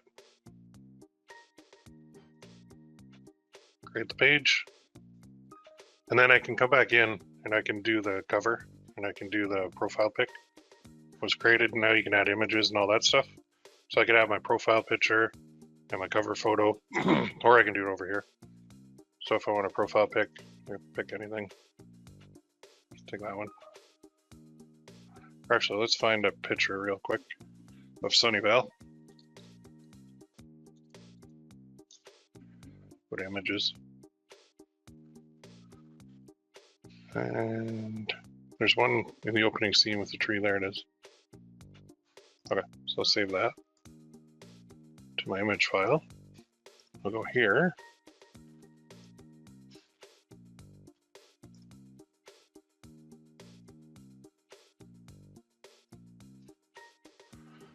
And actually, I'll add the same one as a cover. I'll probably do a different cover later, but so that's that. Save. I'll choose a different one. Okay, jerks. All right. So let's pick a different one. Oh, did it even care? Yeah, it did. All right. Well, I'm going to edit this one to a different one.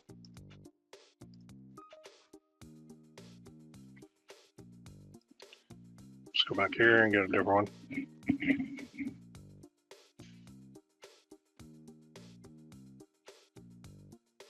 Oh, I'll use Ahsoka.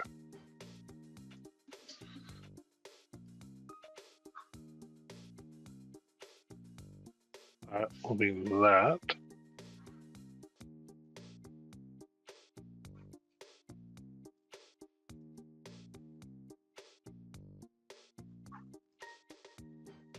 Should probably fix that later, make it look better. Now Facebook will take forever to upload it. And choose photos. Let's pick that one now. There. Okay, so they give me attitude, so that's what I'm going to put. I'll resize it and put it in there, but it doesn't matter, it's created. So now I'm going to go to here. I'm going to go to login. And so somebody's asking, do you create new Instagram for the Sunnyvale 2 or piggybacking the existing one? Create new ones. I create new ones. As I said, I'll basically do one email attached to like 5 accounts. Then I'll do a new email attached to 5 accounts, then another new email attached to 5 accounts. Like I said on the other training, and just in case one goes down, then that I want to have separation, a little bit of separation. So if one goes down, at least I have a couple others as backup. So now I'm going to go to pages. Oh, actually, I'm going to go to add a profile. I'm going to go pages. And this is where it's a little weird because you got to scroll, well, depending on how many pages you have. I'm going to edit settings. So I'm not going to add, oh, it's right at the top. Good. There's my new one. So I just want to click that. And I want to click Next. And then leave those all on yes and click Done. And now it'll go back in a second. I'll go back to FP traffic. And now my page, the one I just created, will be in here. And you're going to repeat this for the group and for Pinterest and Instagram and Twitter. Okay, you're going to add the profiles to your FP traffic account. Sorry, I'm losing my voice. I really don't want them to update everything because I got to delete a bunch of these. There's a bunch of old ones in here that I never use anymore. So now when I go over here to chains, this is where I can go to this one. And I can just, I can edit the chain. Oops. I'm going to go back, chains. Over here. Great. Nope. There is a way to edit these. There, I hit the wrong button. It's the edit button. And then in this drop down, I've got those 3 in there. So I'm going to add, just start typing. There it is. That one. And then save. So now that page, the Sunnyvale page, is now chained to the Trailer Park Boy page. So this page, which shows as like you don't have any posts currently scheduled, it's okay because content that is posted on this page will also be posted on this profile. So our one Facebook page is controlling everything. Now, if that Facebook page goes down, we're kind of in trouble. We can just create another chain based off another one and then move our content to the new one. So that's actually a good question that somebody just had. What if the main one goes down? Well, then you move all the content to your backup, and then you base the chain on the backup. Okay. And then what you end up with at the end of the day is a whole bunch of these. So we create another page. Now we've got the content from this over here going to this page, and then we'll do the group, the Pinterest, the Twitter, the Instagram for the Sunnyvale Trailer Park one. Then I could even create another one, and I could call it, I don't know, Park Life or something like that. And I could create 5 more with it. So this would have one email used for these. This would have email number 2 used for these. This would have email number 3 used for these, just for a little bit of separation. Okay. So that's not the main part that I wanted to show you today, though. That's just part of it. So I'm going to dive into this. Now, the big part is, I gotta find my email account. Oh, I had it posted there. So we've got all these auto posting, and they work great. They work wonderful. But what is the biggest, fastest, largest growing social media platform right now? Let me know in the comments. What is it? It's not on the screen right now. Yep, you got it. TikTok. So on TikTok, there's 2 options. So I'll go over here. Did you know you can get to TikTok from your desktop? You can, and it's awesome. So I'm not logged in to anything, but they do have this. This is growing super fast. So super duper fast. So if you look at TikTok compared to Facebook,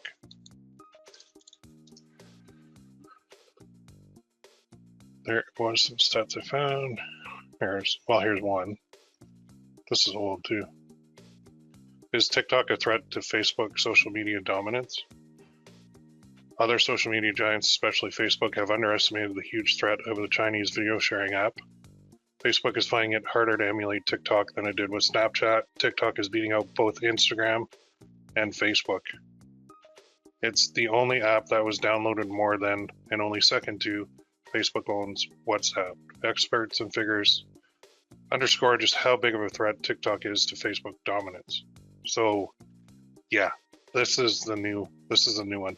So I remember when this was called Musical.ly, and my girls would always do Musical.lys, and they'd be dancing around the living room or practicing dances and video themselves like years ago.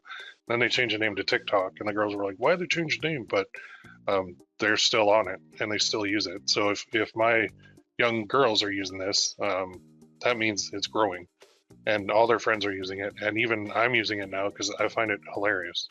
It is from China. I personally do not care about that. If that offends you, this is not going to work for you. But I don't care. Like I don't know. It doesn't matter to me. If somebody can see my profile, I mean, all the information Google has on you, and Facebook has on you, and everything you've ever signed into has on you is insane. It's crazy. Apple knows everything about your life. Your phone, that's from China. They know everything about you. So I'm not worried about that. But so what I'm going to do is there's 2 ways I can go on here. I can run ads, which I'm not going to do right now, although I will do. I do run ads. Or I can use this for organic growth. So the only little bump in the road, well, there's 2 bumps in the road. Number 1, it's got to be a video. And number 2, I can't use this to auto post to it. But they do allow you to schedule a post. So what I can do is I can create posts, I can create videos, and then I can, well, first I'm going to create an account. Then I can create videos and I can schedule them. So instead of doing like 3 a day, I'm going to take 3 images, combine them into 1 video, and post 1 a day on TikTok on a new account. Then what I'll do is I'll mix in the product posts as well, and I will have the link in my bio go to either a store on GearBubble or I'll have a go to an email list and just create an email list offering like 10% off if people join the list. So there's a couple options. I'm sorry about my voice. So step one is we have to create an account. So what I suggest is using the same email that you used before. So I had, find it here, there it is. So I have this one, the fan club, let's go, TPB fancy. So I'm going to copy this email. I'm going to go to TikTok. I'm going to create an account. Login. So use QR code, use phone or email, username, Facebook, Google, whatever. Don't have an account? Okay, gotta sign up. So again, I'm going to use phone or email. I don't care if they know my date of birth. Everybody does. And yeah, when you got to scroll this far on the old date of birth, that sucks. So I'm going to sign up with email. Paste. And then I'll go. There we go. And then 6-digit code. Send code. So they're going to send a code to my email. I hope. So this is the email. Might go to spam. Oh, no, they didn't. Okay, good. This is like the first time it's ever worked. So 843225. So let's go back here. 843225. Next. So there's my username. That's lovely. Yeah, I should keep that in. Nah, I don't think so. So let's go TPB fan club. Oh, it's available. Ooh, nice. So I'm just going to make a little note of that. Sign up. So again, put that on your Google Sheet or your Google Doc or whatever it may be. I don't know what that is. Introducing 5-minute videos. What? You can now upload videos up to 5 minutes long. Oh boy. That's funny. I know I get sidebarred all the time, but YouTube is taking TikTok as a serious threat too. So YouTube came out with what's called shorts, and they're videos that are under a minute long. And they have a whole like kind of separate dedicated part of YouTube which has shorts because they saw how good TikTok was doing with short videos. That's weird that I just saw that TikTok will now allow up to 5-minute videos, because before TikTok was just meant for the short attention span stuff. Crazy. That's weird. Anyway, where was I? Oh yeah. So I have to put that onto this. Okay, so I'll do a new one. So you can do a Google Doc, or you just put it onto some notepad with your username. Just put it like this. So that's my username, and then my password I'm not going to show you guys, but tpbfancy@gmail.com, and then I'll put the password that I used over here. Hopefully you guys can't see it. Okay, so there we go. And then I'll save that file. So I've got that saved, got my account created. Now, what you want to do up here, if you go to view profile, you'll see there's nothing on here, not much at all. If we hit settings again, and we want to go to account control, privacy, push, nope. Desktop, interactions, nope. Hang on, upload video. I need to convert this to a business account, which I can't remember how to do. I'm having a brain fart as usual. Manage account. Privacy. Okay, hang on. I can't remember how to convert this. It has to be a business account.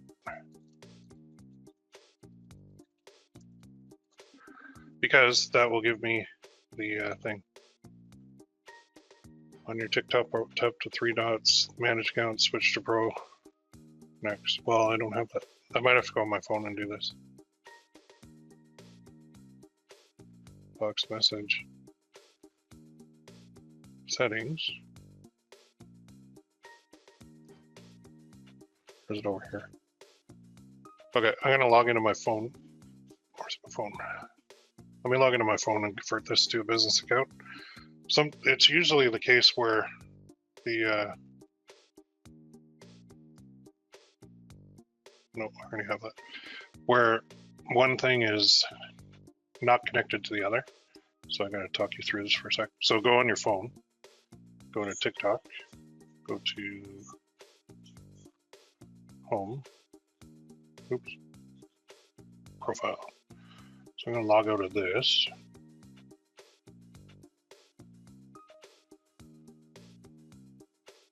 Trying to find the logout. There it is. Switch account. Okay. Add account. Just phone or email. Oops. Log in. I know this sucks. You guys gotta sit there, but email. Okay. So TPB ban C at .com.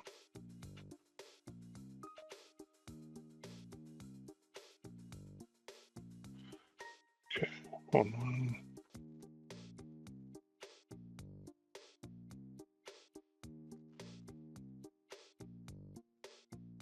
I hate typing my password on a phone, so I always get it wrong.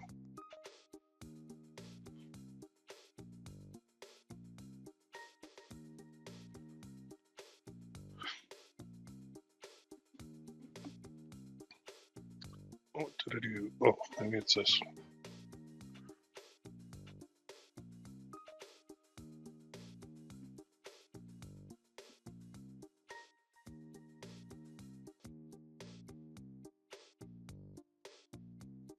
All right, it worked. I'm in. So I'm in on my phone. I'm hitting the 3 dots. And then what did it say to do? I can't remember. Manage account, switch to pro account. Manage account, switch to business account. Next. Choose a category. Category. There's a million categories. Just picking, oh, I don't know. Not automotive. Media and entertainment. There we go. Next. Welcome to your business account. Edit profile. Okay. Username. Pronouns. Bio. Okay. Email category. Instagram. YouTube. Okay. So let's go back here. Let's hit reload. Hopefully I can get this on here. I changed. There it is. Okay. Schedule videos. So you can now schedule a time and date to post your videos. And as you can see, I have Business Suite here too, which I did not have before. So there you go. You're going to run into that when you create the account on your desktop. You're not going to be able to convert to a business account. So this is how you do it on your app. You're going to log into your phone, and there's 3 dots on the top right. You're going to tap Manage Account, switch to Pro, tap Next under Business Account Type, and then it'll ask you to select a type of business. Just pick any one. I think I picked entertainment and media, and then click Next, and then you've got it. And then when you come back to the desktop, now you've got it ready to go. So now when I go to upload a video, there'll be a schedule thing here, right there. Allow your video to be saved for scheduled posting. Allow. So now I can set the date and the time. This is good. This is what you need. Okay. So you're going to run into that. That's how you solve it. And it's weird that these gigantic multi-billion-dollar social media companies don't have their desktop and their app synced, but they are 2 different programs, really. Okay. So why exactly do we need a business account? Right here. If you don't have a business account, you can't schedule. You won't have this option. That's why.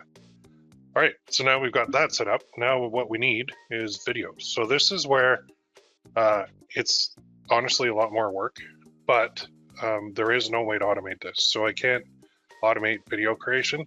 I have to do it. So I've got a couple options. You can use your phone to create these videos. That's certainly possible. Even you can go into the TikTok app and create the videos if you want. I like to work on my desktop because it's easier for me. I'm old school. So what I did is I went to my, I'm going to say my favorite platform ever, Canva.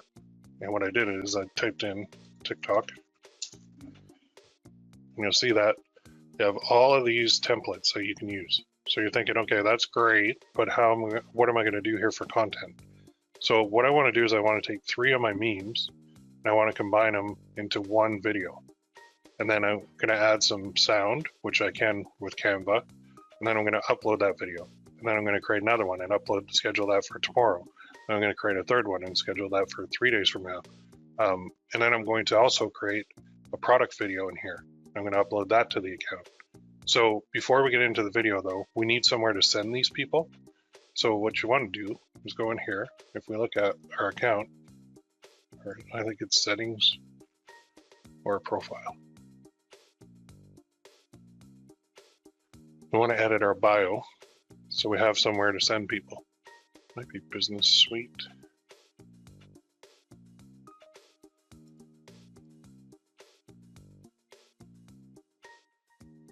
Display your website and business category in your profile. Enjoy upcoming advanced features. Confirms that your account belongs to an actual business. You may need to provide business. Will not receive a blue check mark. Okay, I don't really have one, but yeah, they want to verify the business. All I want to do is change my profile to reflect that.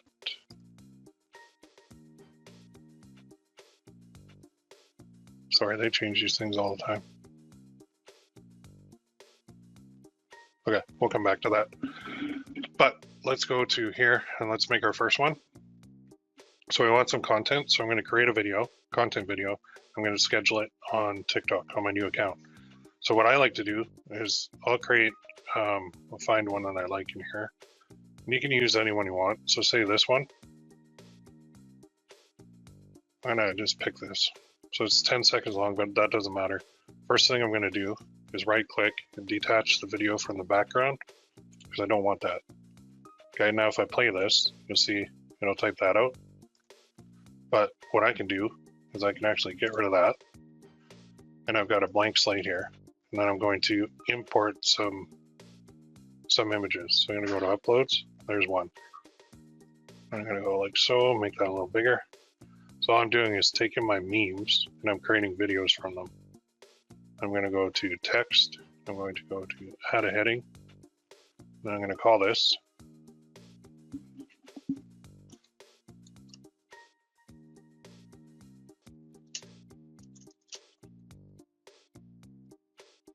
I'll make that smaller.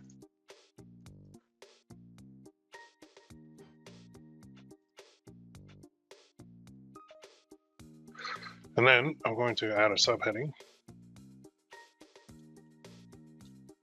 Number 1. And down here, like so, and then you can see this is 5 seconds long. So what I'm going to do is play that. So you can see it's typing that, and there's 1. So what I'll do now is I'm going to put some transitions. I'm going to animate this. And you can see I got all these that I can use to make it pop.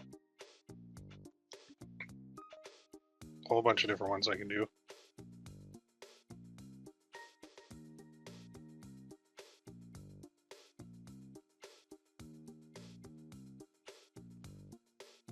Doesn't really matter. Let's use this one. So I'll put that one on there.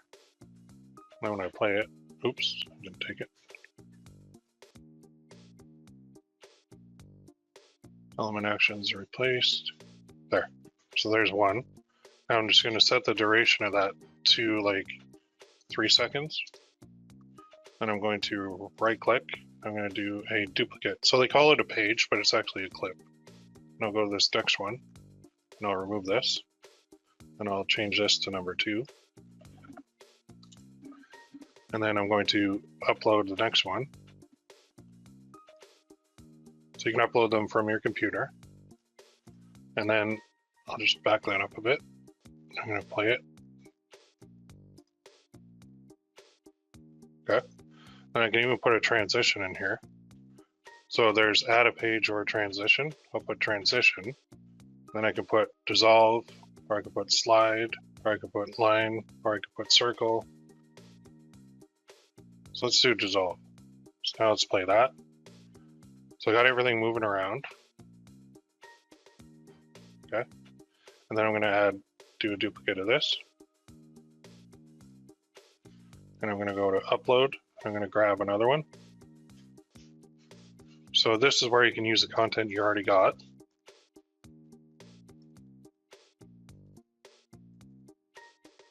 And I don't even know what these say.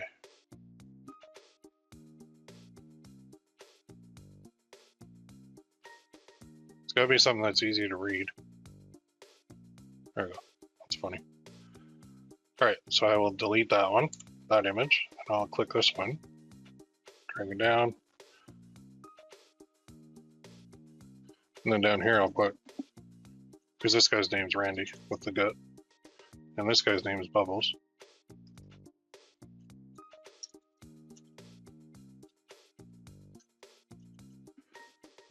And then I'll put a little plus here, transition. I think I did dissolve. So now I've basically got that.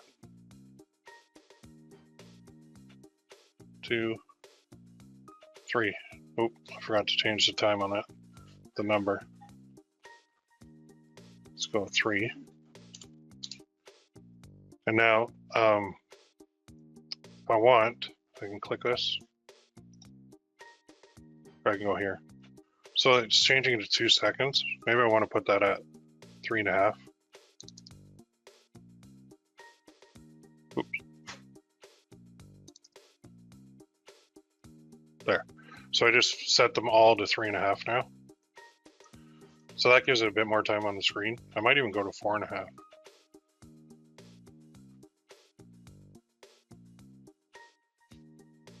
Maybe I'll go to 4. So just just click this timer up here and go to 4 and then click apply to all 3. There. That's better. So now that's cool. That's going to show, but I want some music because TikTok is all about music. So let's go back here. I could even put an end card on here. So I could go dupe, and then on this one, you could say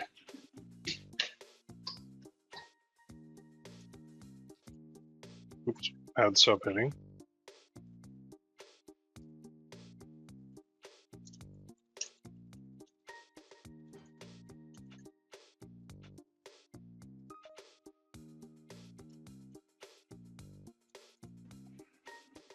So this one I might make it a little shorter. So I'll go like that. Then again, I'll add the transition. I don't think the transition is really showing much. There. So I'll show that for 4 seconds, then dissolve, show the next one for 4 seconds, then dissolve, show the next one for 4 seconds, then dissolve, and then say, more coming tomorrow. Good. All right, now what I want to do is some audio. So the cool part of Canva is I got audio all over the place. So I don't think you guys can hear this, but I want to do like upbeat. And I want to find something happy, upbeat, club, epic. It's epic.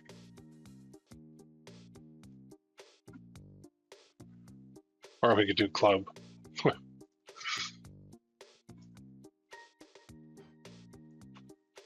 Just trying to find one I like.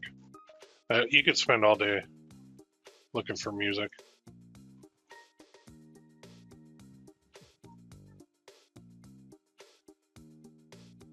This is good. Okay, so you just drag and drop onto your timeline. And now, when I play it, I've got music too.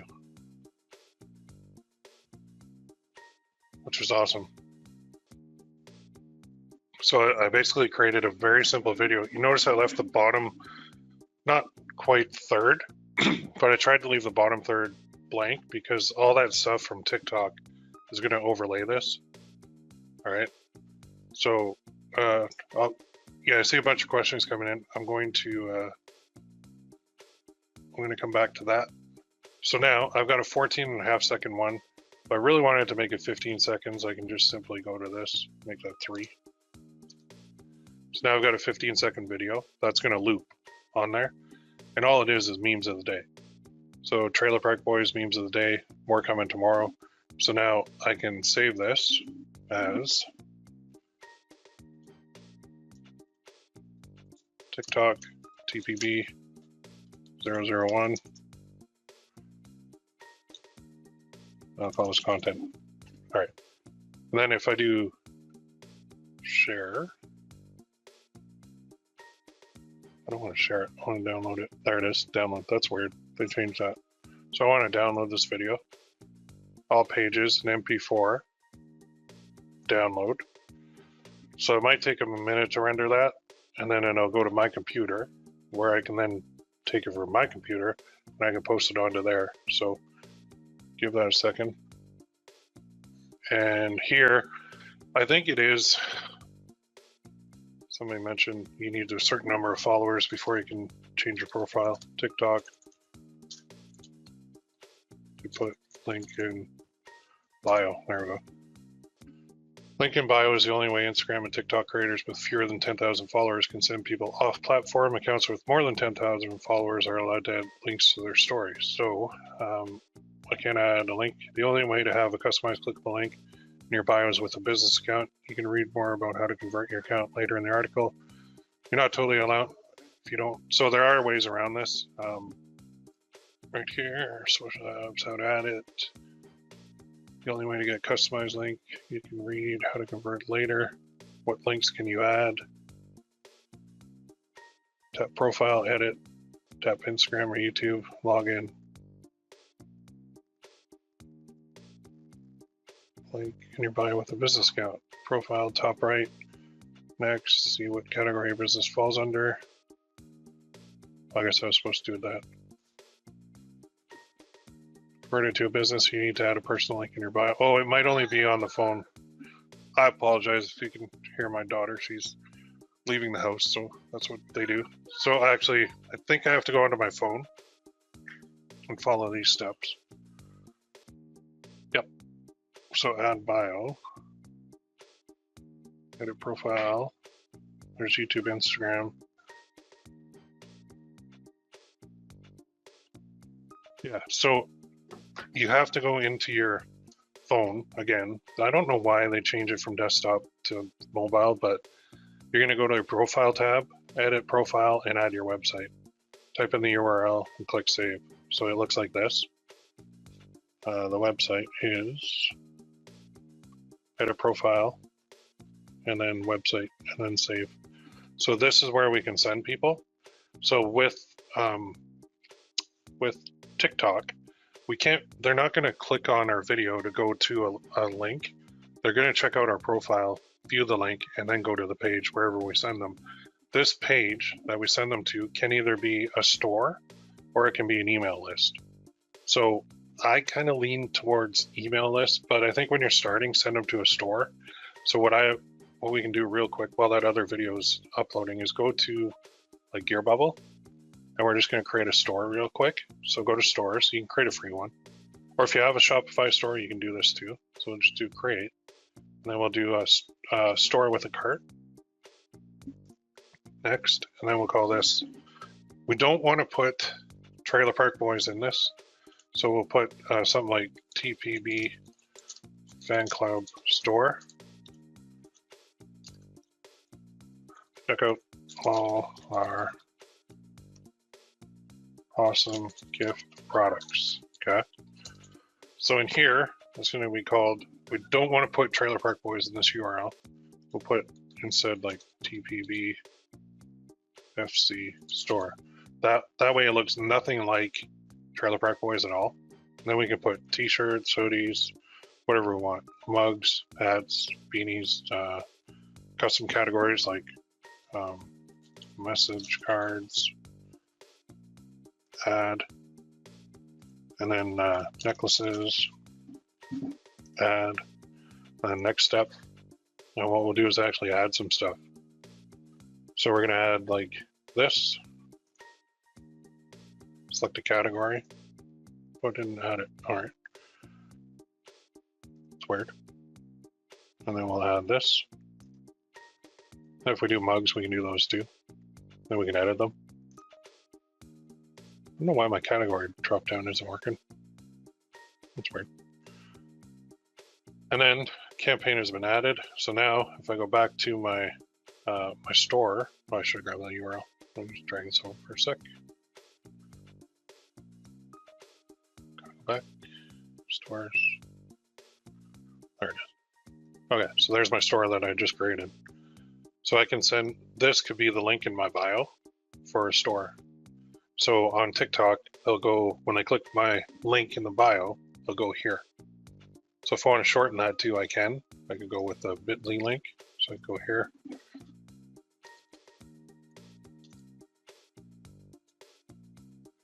I could shorten that to, there it is. Shorten. And then copy. Now if you log in, I think you can even create these better. I'm pretty sure. Let's go log in. Oh, crap. I think I have one. Yeah, I do. So if I go here, create custom links. Oh, maybe you can't do that now.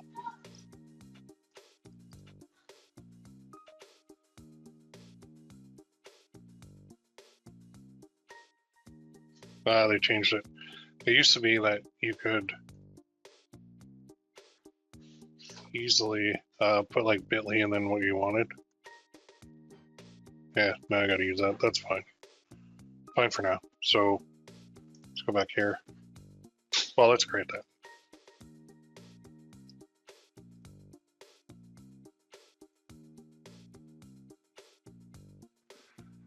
Yeah, I gotta use this. Customize back half. Oh, okay.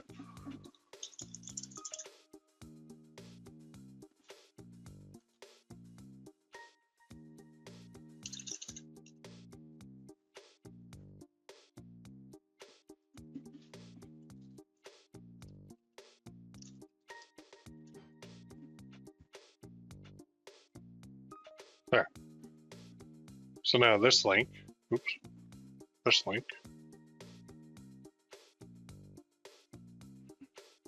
should go to my store. So let's copy that. Copy. Test it out. There. So I would do that. And then this link is the one that you're going to put in the actual bio on your TikTok account. So it's super short and sweet, and it fits nicely.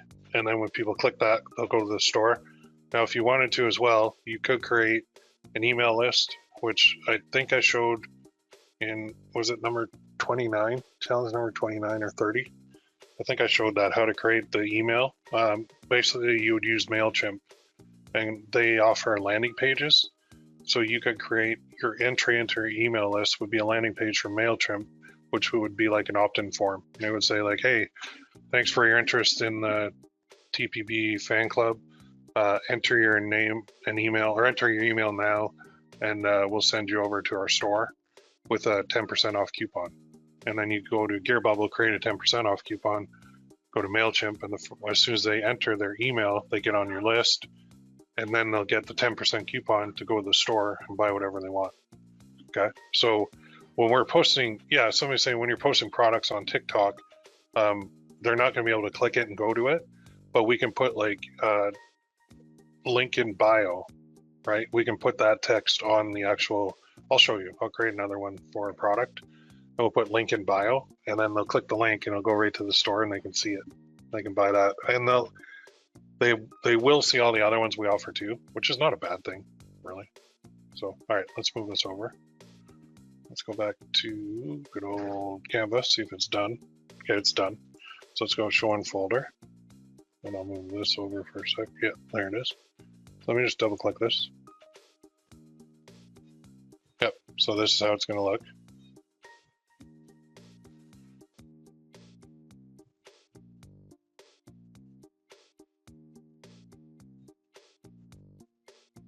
Okay, so now I'm going to go to TikTok, and I'm going to hit this cloud thing. I'm going to upload the video. Actually, I can drag and drop. Boop. And then caption will be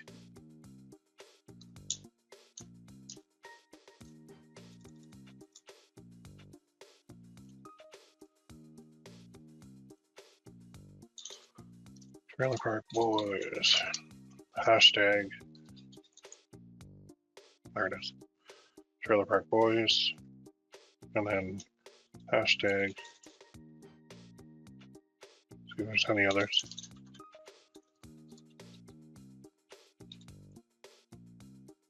Sunnyvale Trailer Park. There we go. Hashtag Ricky. Ricky Isms is another one.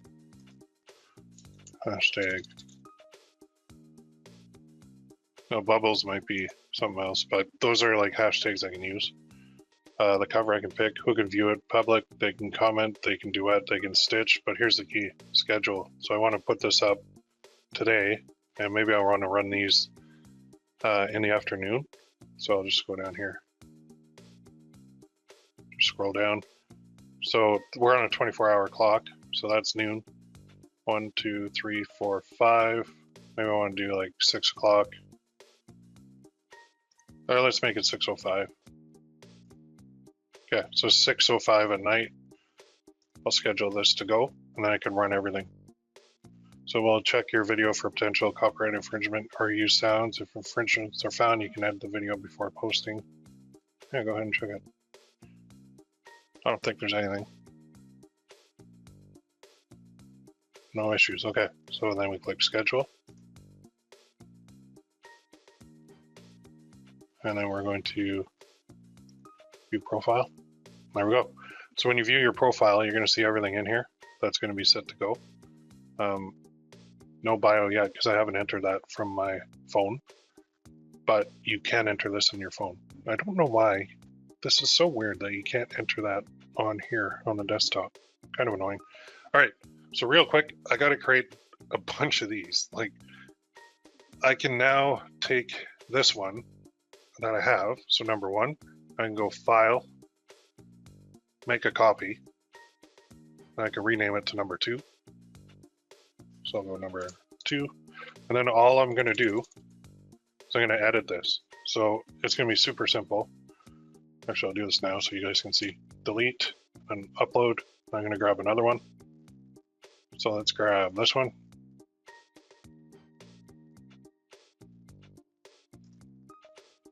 I'm going to click it.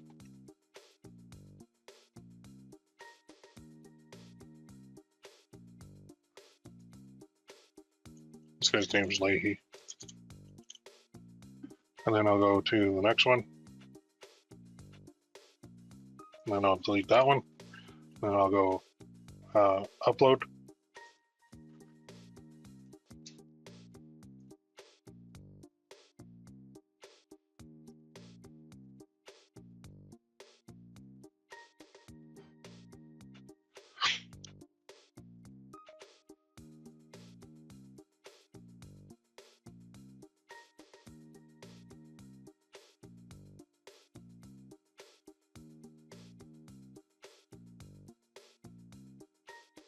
Move that down. Looking pretty. Then I'll go over here and I'll go doot, get rid of that. Upload.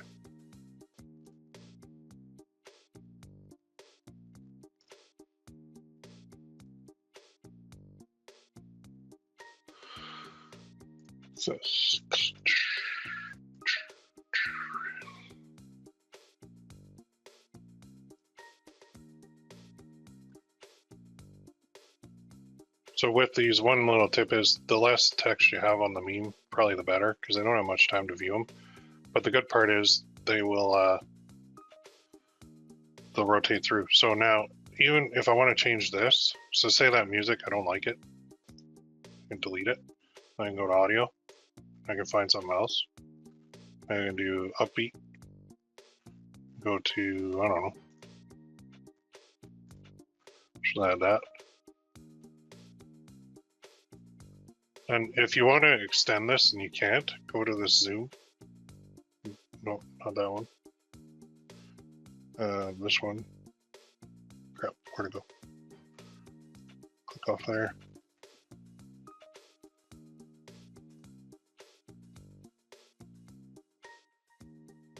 Nope, that's not it. There's a way to zoom this.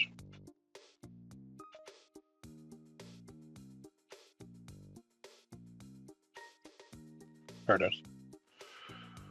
So if you ever get that stuck, then just move this over back to the beginning and slide your sound over. Come on. There. Now it does it full time. You can play it.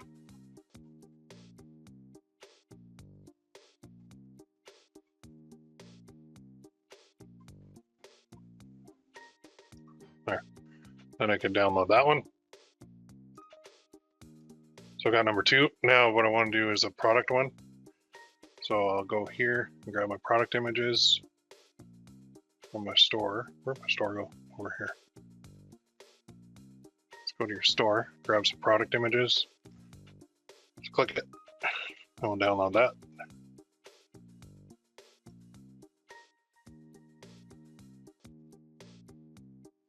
Just while that's rendering, I'll do a product video.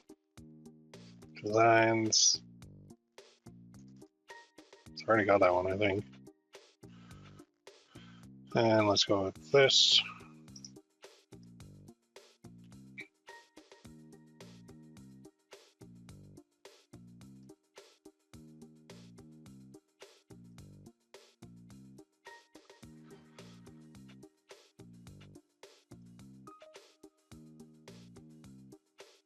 Now there is a way to save this too, and I can't remember how. But anyway, that's good enough. So let's go back here. Okay, that one's downloaded. So now I could upload that over here. I go to upload. I go drag and drop, so show in folder. Drag and drop, caption.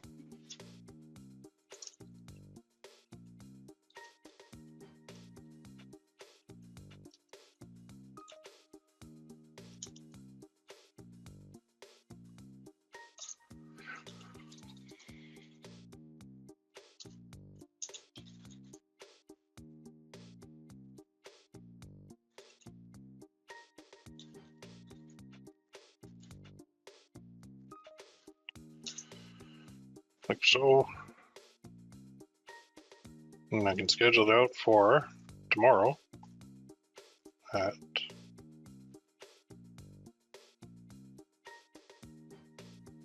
schedule. There. I'll do my product one and then we'll close that off. So let's view the profile. 2 up. So it does take a lot more time, granted, no doubt about that. I'm going to click here and zoom out. There we go. Okay, so now I'm going to make a copy of this. So the whole goal of that stuff is to get our following up, right? And then we're going to go TikTok, number 3. That's going to be a product. So in here, instead of memes of the day, we're going to put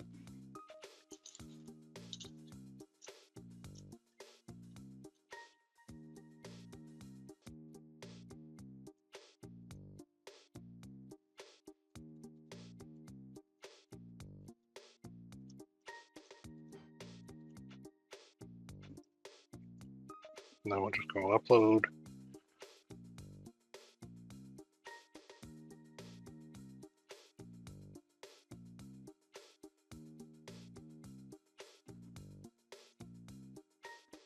I'll click it.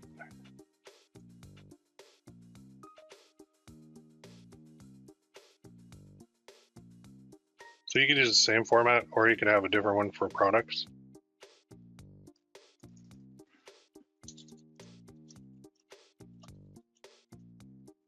And then I'll just go to this one.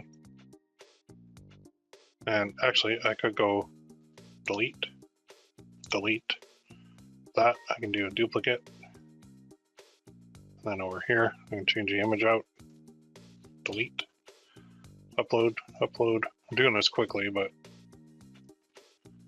that one will probably do well with this crowd.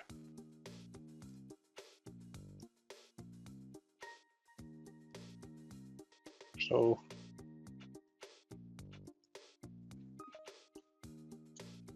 perfect gift for her.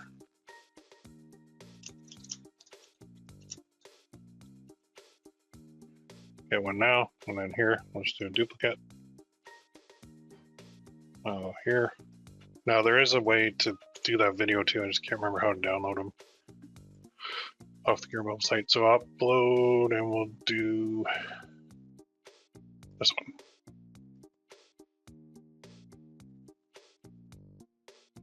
So kind of the same format.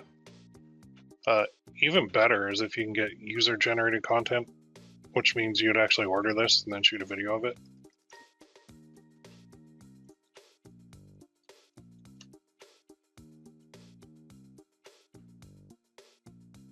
So I may well change that music.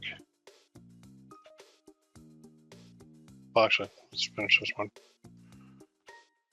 So we'll go doot.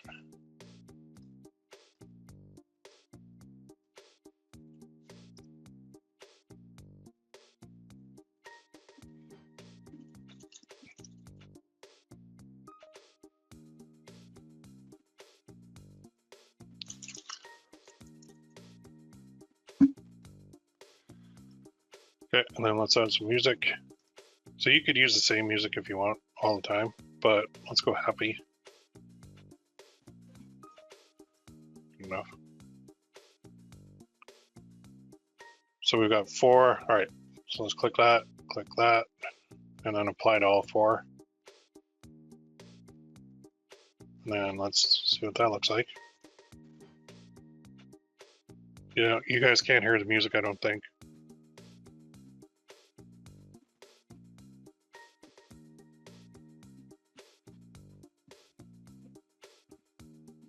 There you go, perfect. So you guys can see that my products have nothing to do with Trailer Park Boys. But that's kind of the point, because then if they come at me and go, oh, you know, you're trademark infringing, I'm like, where? Like, this product is not trademark infringing at all. I'm not even mentioning them. All I'm doing is saying product of the day.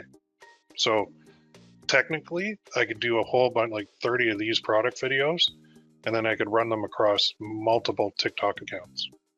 Because if I don't mention like Trailer Park Boys or anything, in my case, then I could run this for like a, if I did a Charlie Day Quotes one, or an Always Sunny in Philadelphia one, or whatever, I could reuse all my product posts. So if you create 30 product posts, or videos, I should call them, then you can reuse those across all of your accounts. So think of it that way. So plan ahead when you're doing your product posts. It will save you a ton of time and pain. So now, again, we know how to do this. Upload. And we're going to take this baby, drop it there. And caption is going to be perfect. Mother's Day gift. And then here we'll go hashtag Mother's Day. Hashtag gift for mom. Gift for mom's. Gift for mother. Well, there was a good one. Gifts for Mother's Day. Oh yeah, that's pretty good. And then down here we'll schedule this to go out on the 19th, and we'll do this one at, again, I like 6:05, but you can do whatever you want. And then we'll do, there you go, schedule. So I did a bunch. I did 3 videos and posted, scheduled out on TikTok in a very short time frame. Once I have the templates now, I can just do a copy of them. So always make a copy. So go File, make a copy, and then do the next one, and the next one, and the next one. And then if you want to get fancier, you want to put background video, or you want to change anything in here, once you have the templates going, it's super easy to do this. You can pump out a lot of content in a short period of time. But the real beauty of this is it's super short videos. It's just like boom, boom, boom with some music. You're trying to build up that following so that when they see the products, you want to get your products in front of the following. But the products have nothing to do with the following. That's the whole point of this fan club method. Fan club is to siphon traffic away from a group of people who have a common interest, something that you can build up a large following for, and then you can get them to buy your products.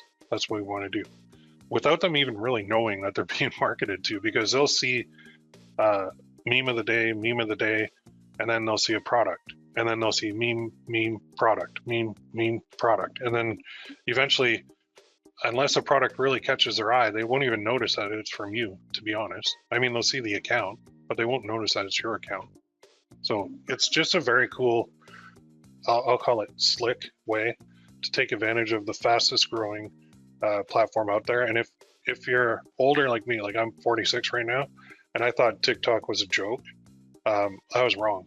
There is a ton of potential on here, not only for products and print on demand, but for my other business too, my coaching business. There's a boatload of people on there that are watching stuff. So the key with any business, whether it's my coaching business or print on demand business, is to get eyeballs on your products. That's the whole key to this whole thing. So you got to go where the traffic is. And unfortunately, the traffic, for me anyway, it hasn't been as much over here as it is over here. Okay. And even things like, I think Pinterest gets more traffic than Facebook right now. Now, it could be my specific situation because like my ad profile is restricted. So I don't know if they're restricting all my traffic to all my other assets too. It could just be that. But I can't sit around with my, sitting on my hands and waiting for them to fix it. I got to adjust, adapt, and move forward. So I think this is the future. What I just taught you on this one is called TikTok organic marketing. And this could have been a whole course, to be honest. Nobody's shown this before because nobody does it yet. So I'm sure you're going to start seeing people come out with this. I'm even considering coming out with a whole boot camp or course on this because there's just a lot. I know I jammed it all into one session, but there's a lot more we can expand on with this. So I hope you guys got some value out of that. Anyway, let's go to some questions and then we're going to kind of wrap it up here with the last part. Yeah, you thought we were done. We're not done. We got one more thing. Hang on. Check my notes. Yep. Okay. So how many followers do we need to put a link in the bio? Yeah, we don't. We just have to do it on the app, on the phone, not on the desktop. So on TikTok profile page, there was a button for discoverability. Yours looked to be set to private. Shouldn't it be set to whatever is not private? Yeah, it should absolutely be set to public. Settings. Account control, privacy, private account. With a private account, only users you approve can follow. Oh, see, right now it's off. These buttons are weird. So that's on. So if I try and turn private on, so right now it's off. It's so bizarre because you read that and this stupid toggle switch. I always get confused with toggle switches because right now discoverability private account is off, but it should say discoverability public. It should say click the toggle switch to turn it to private, but they don't. So yeah, it's very confusing. So do we need 10,000 followers for a bio link? No, you do not. How do you add products from a GB Pro store to a free GB store? The GB free store, all you have to have is a product created on the GB platform in order to add it to the GB free store. So if you have products outside of GearBubble, you can't add it to the GB free store. Now, if you have a GB Pro store, that's your link in your bio. So you don't have to move everything to the free one. You already have a store, use that store. Keep putting everything over there. If you have a Shopify store, use the Shopify store. I'm just showing you guys for free. So the way that I showed you to create that store, I don't have to do the customer service. GB Pro and Shopify, you have to do it. Okay? That's the difference. This is genius. You're a genius, Coach. Oh man, I need more of those. Thank you very much. I love that. Right on. Thank you. Thank you. I found their videos to download in a GB Dropbox. Oh, okay, cool. Start playing the GB video and then you can download it. All right, Dropbox link. Okay, Shane, can you post that link in the forums for me?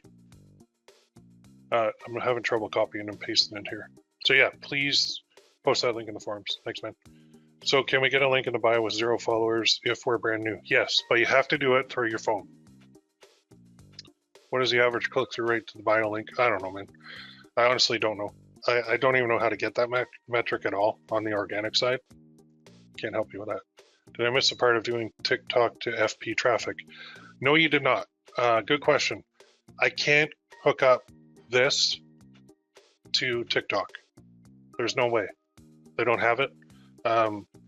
This whole program is based on like image files, and TikTok is 100% based on video files. So now the next question people will have is there a TikTok auto poster? So here you go, TikTok auto poster. There is one from later, but I'll show you one little thing they don't really tell you.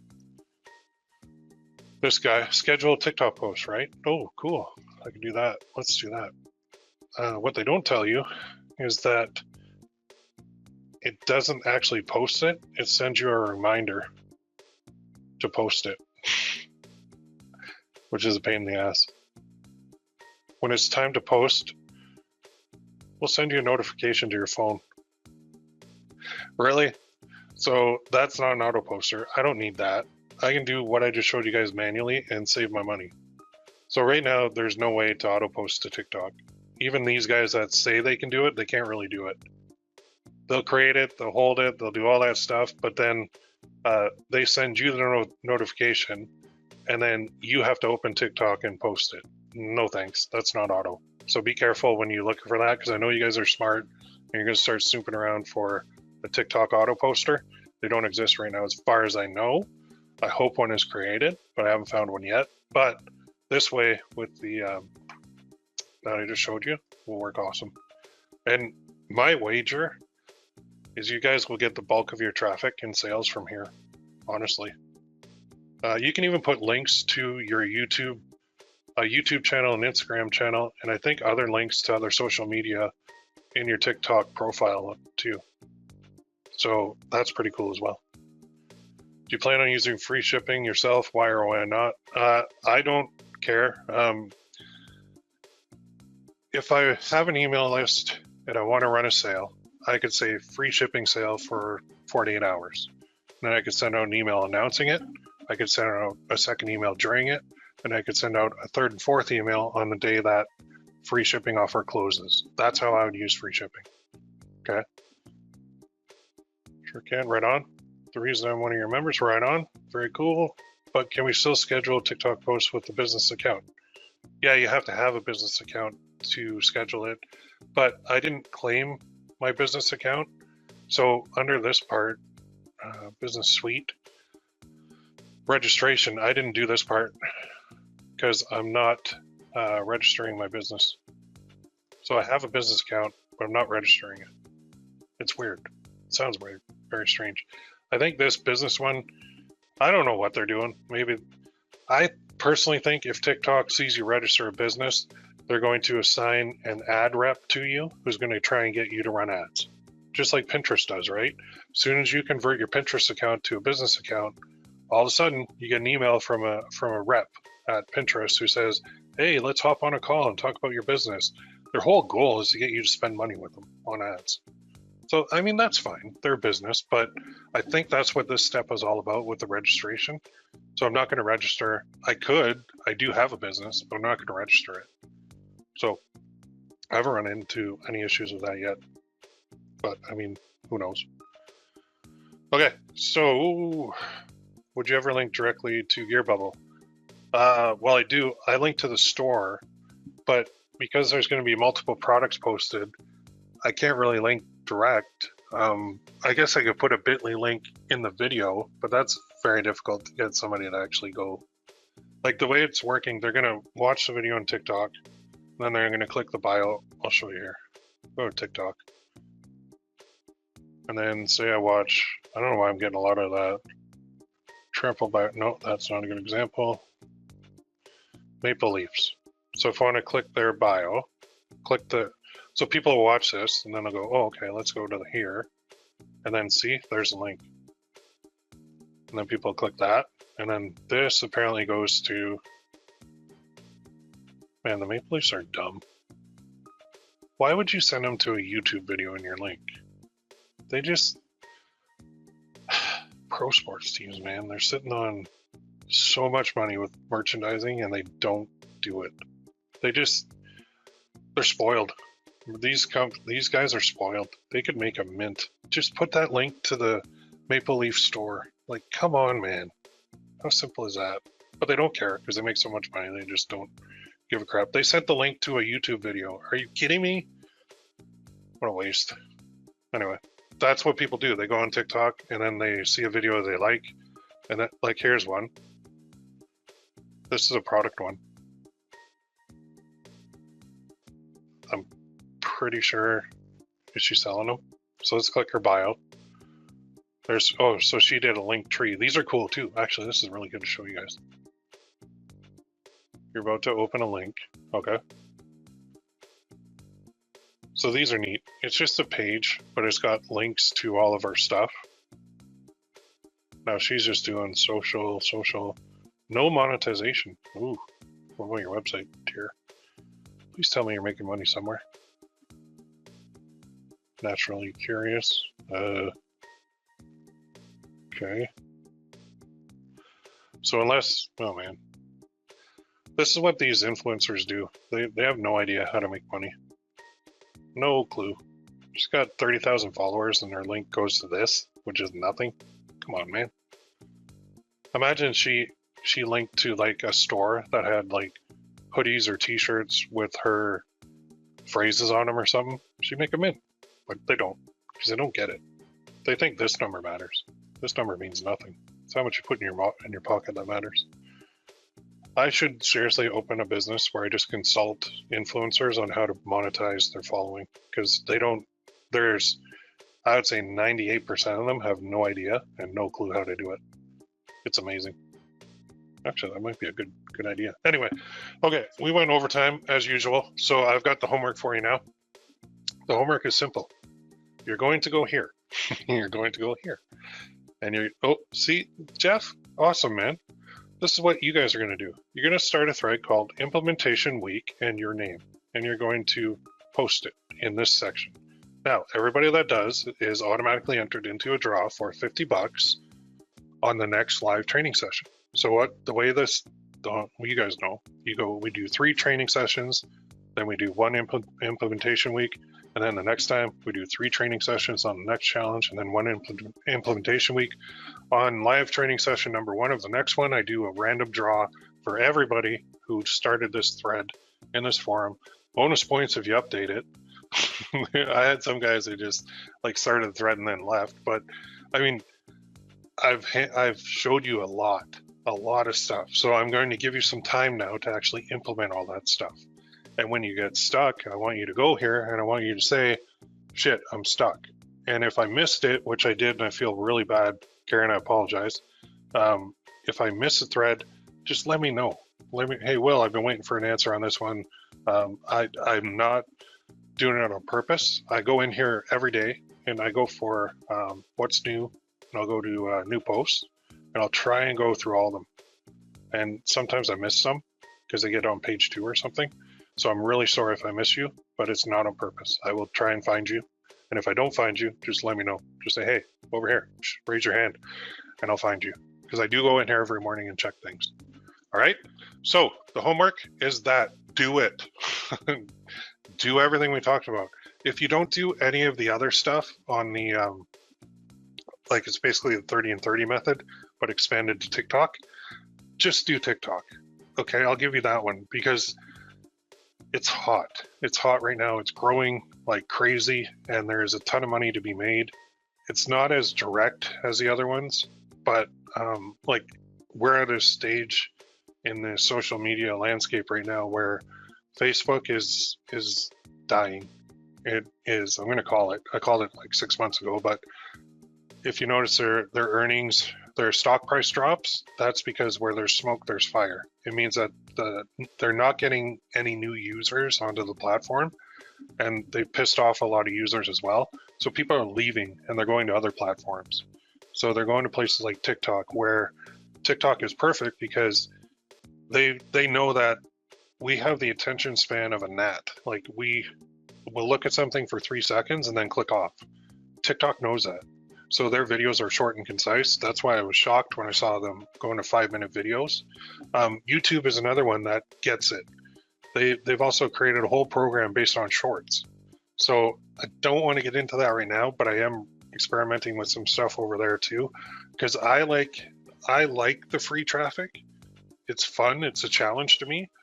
What I don't like about the free traffic is it takes a while to ramp up. So I'm not going to say free traffic is bad. I'm just going to say it takes a while. So we have to put in consistent effort, and the effort you put in today will probably pay off a month or two down the road. But it's not like instant gratification like paid ads.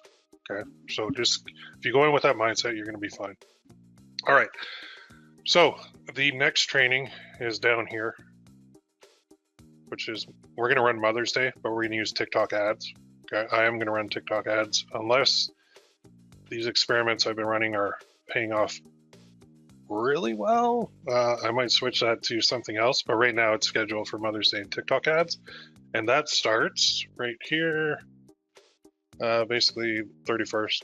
So implementation week 31st, and then 7th, and then actually, yeah, I gotta figure this out. It's probably gonna be the 31st because that's close enough. So 31st, 7th, and then the next one. Okay, I will leave you guys with that. My throat's killing me. My back, somebody asked about my back, it's way better now. I'm completely off painkillers, which is good. And I've actually started to work out again, which is good because I haven't really been working out consistently. It's been bad. The whole pandemic really threw me off everything, as I'm sure it threw everybody else off too. So time to get back into good shape and strengthen everything. All right, I'm gonna close with that. I'll see you guys in the forums. You have your homework, and I'll post the homework too in here like I did with this one, so you guys can have it just at a glance what you have to do. So the replay will be going up right here, and so TikTok is the future, and we are going to be pioneers on there, and we're going to be making money before everybody else comes on and wrecks it, which that's what marketers do. They wreck platforms. All right, I'm going to close with that. You guys have a great day. Have a great weekend, and we will talk to you very soon.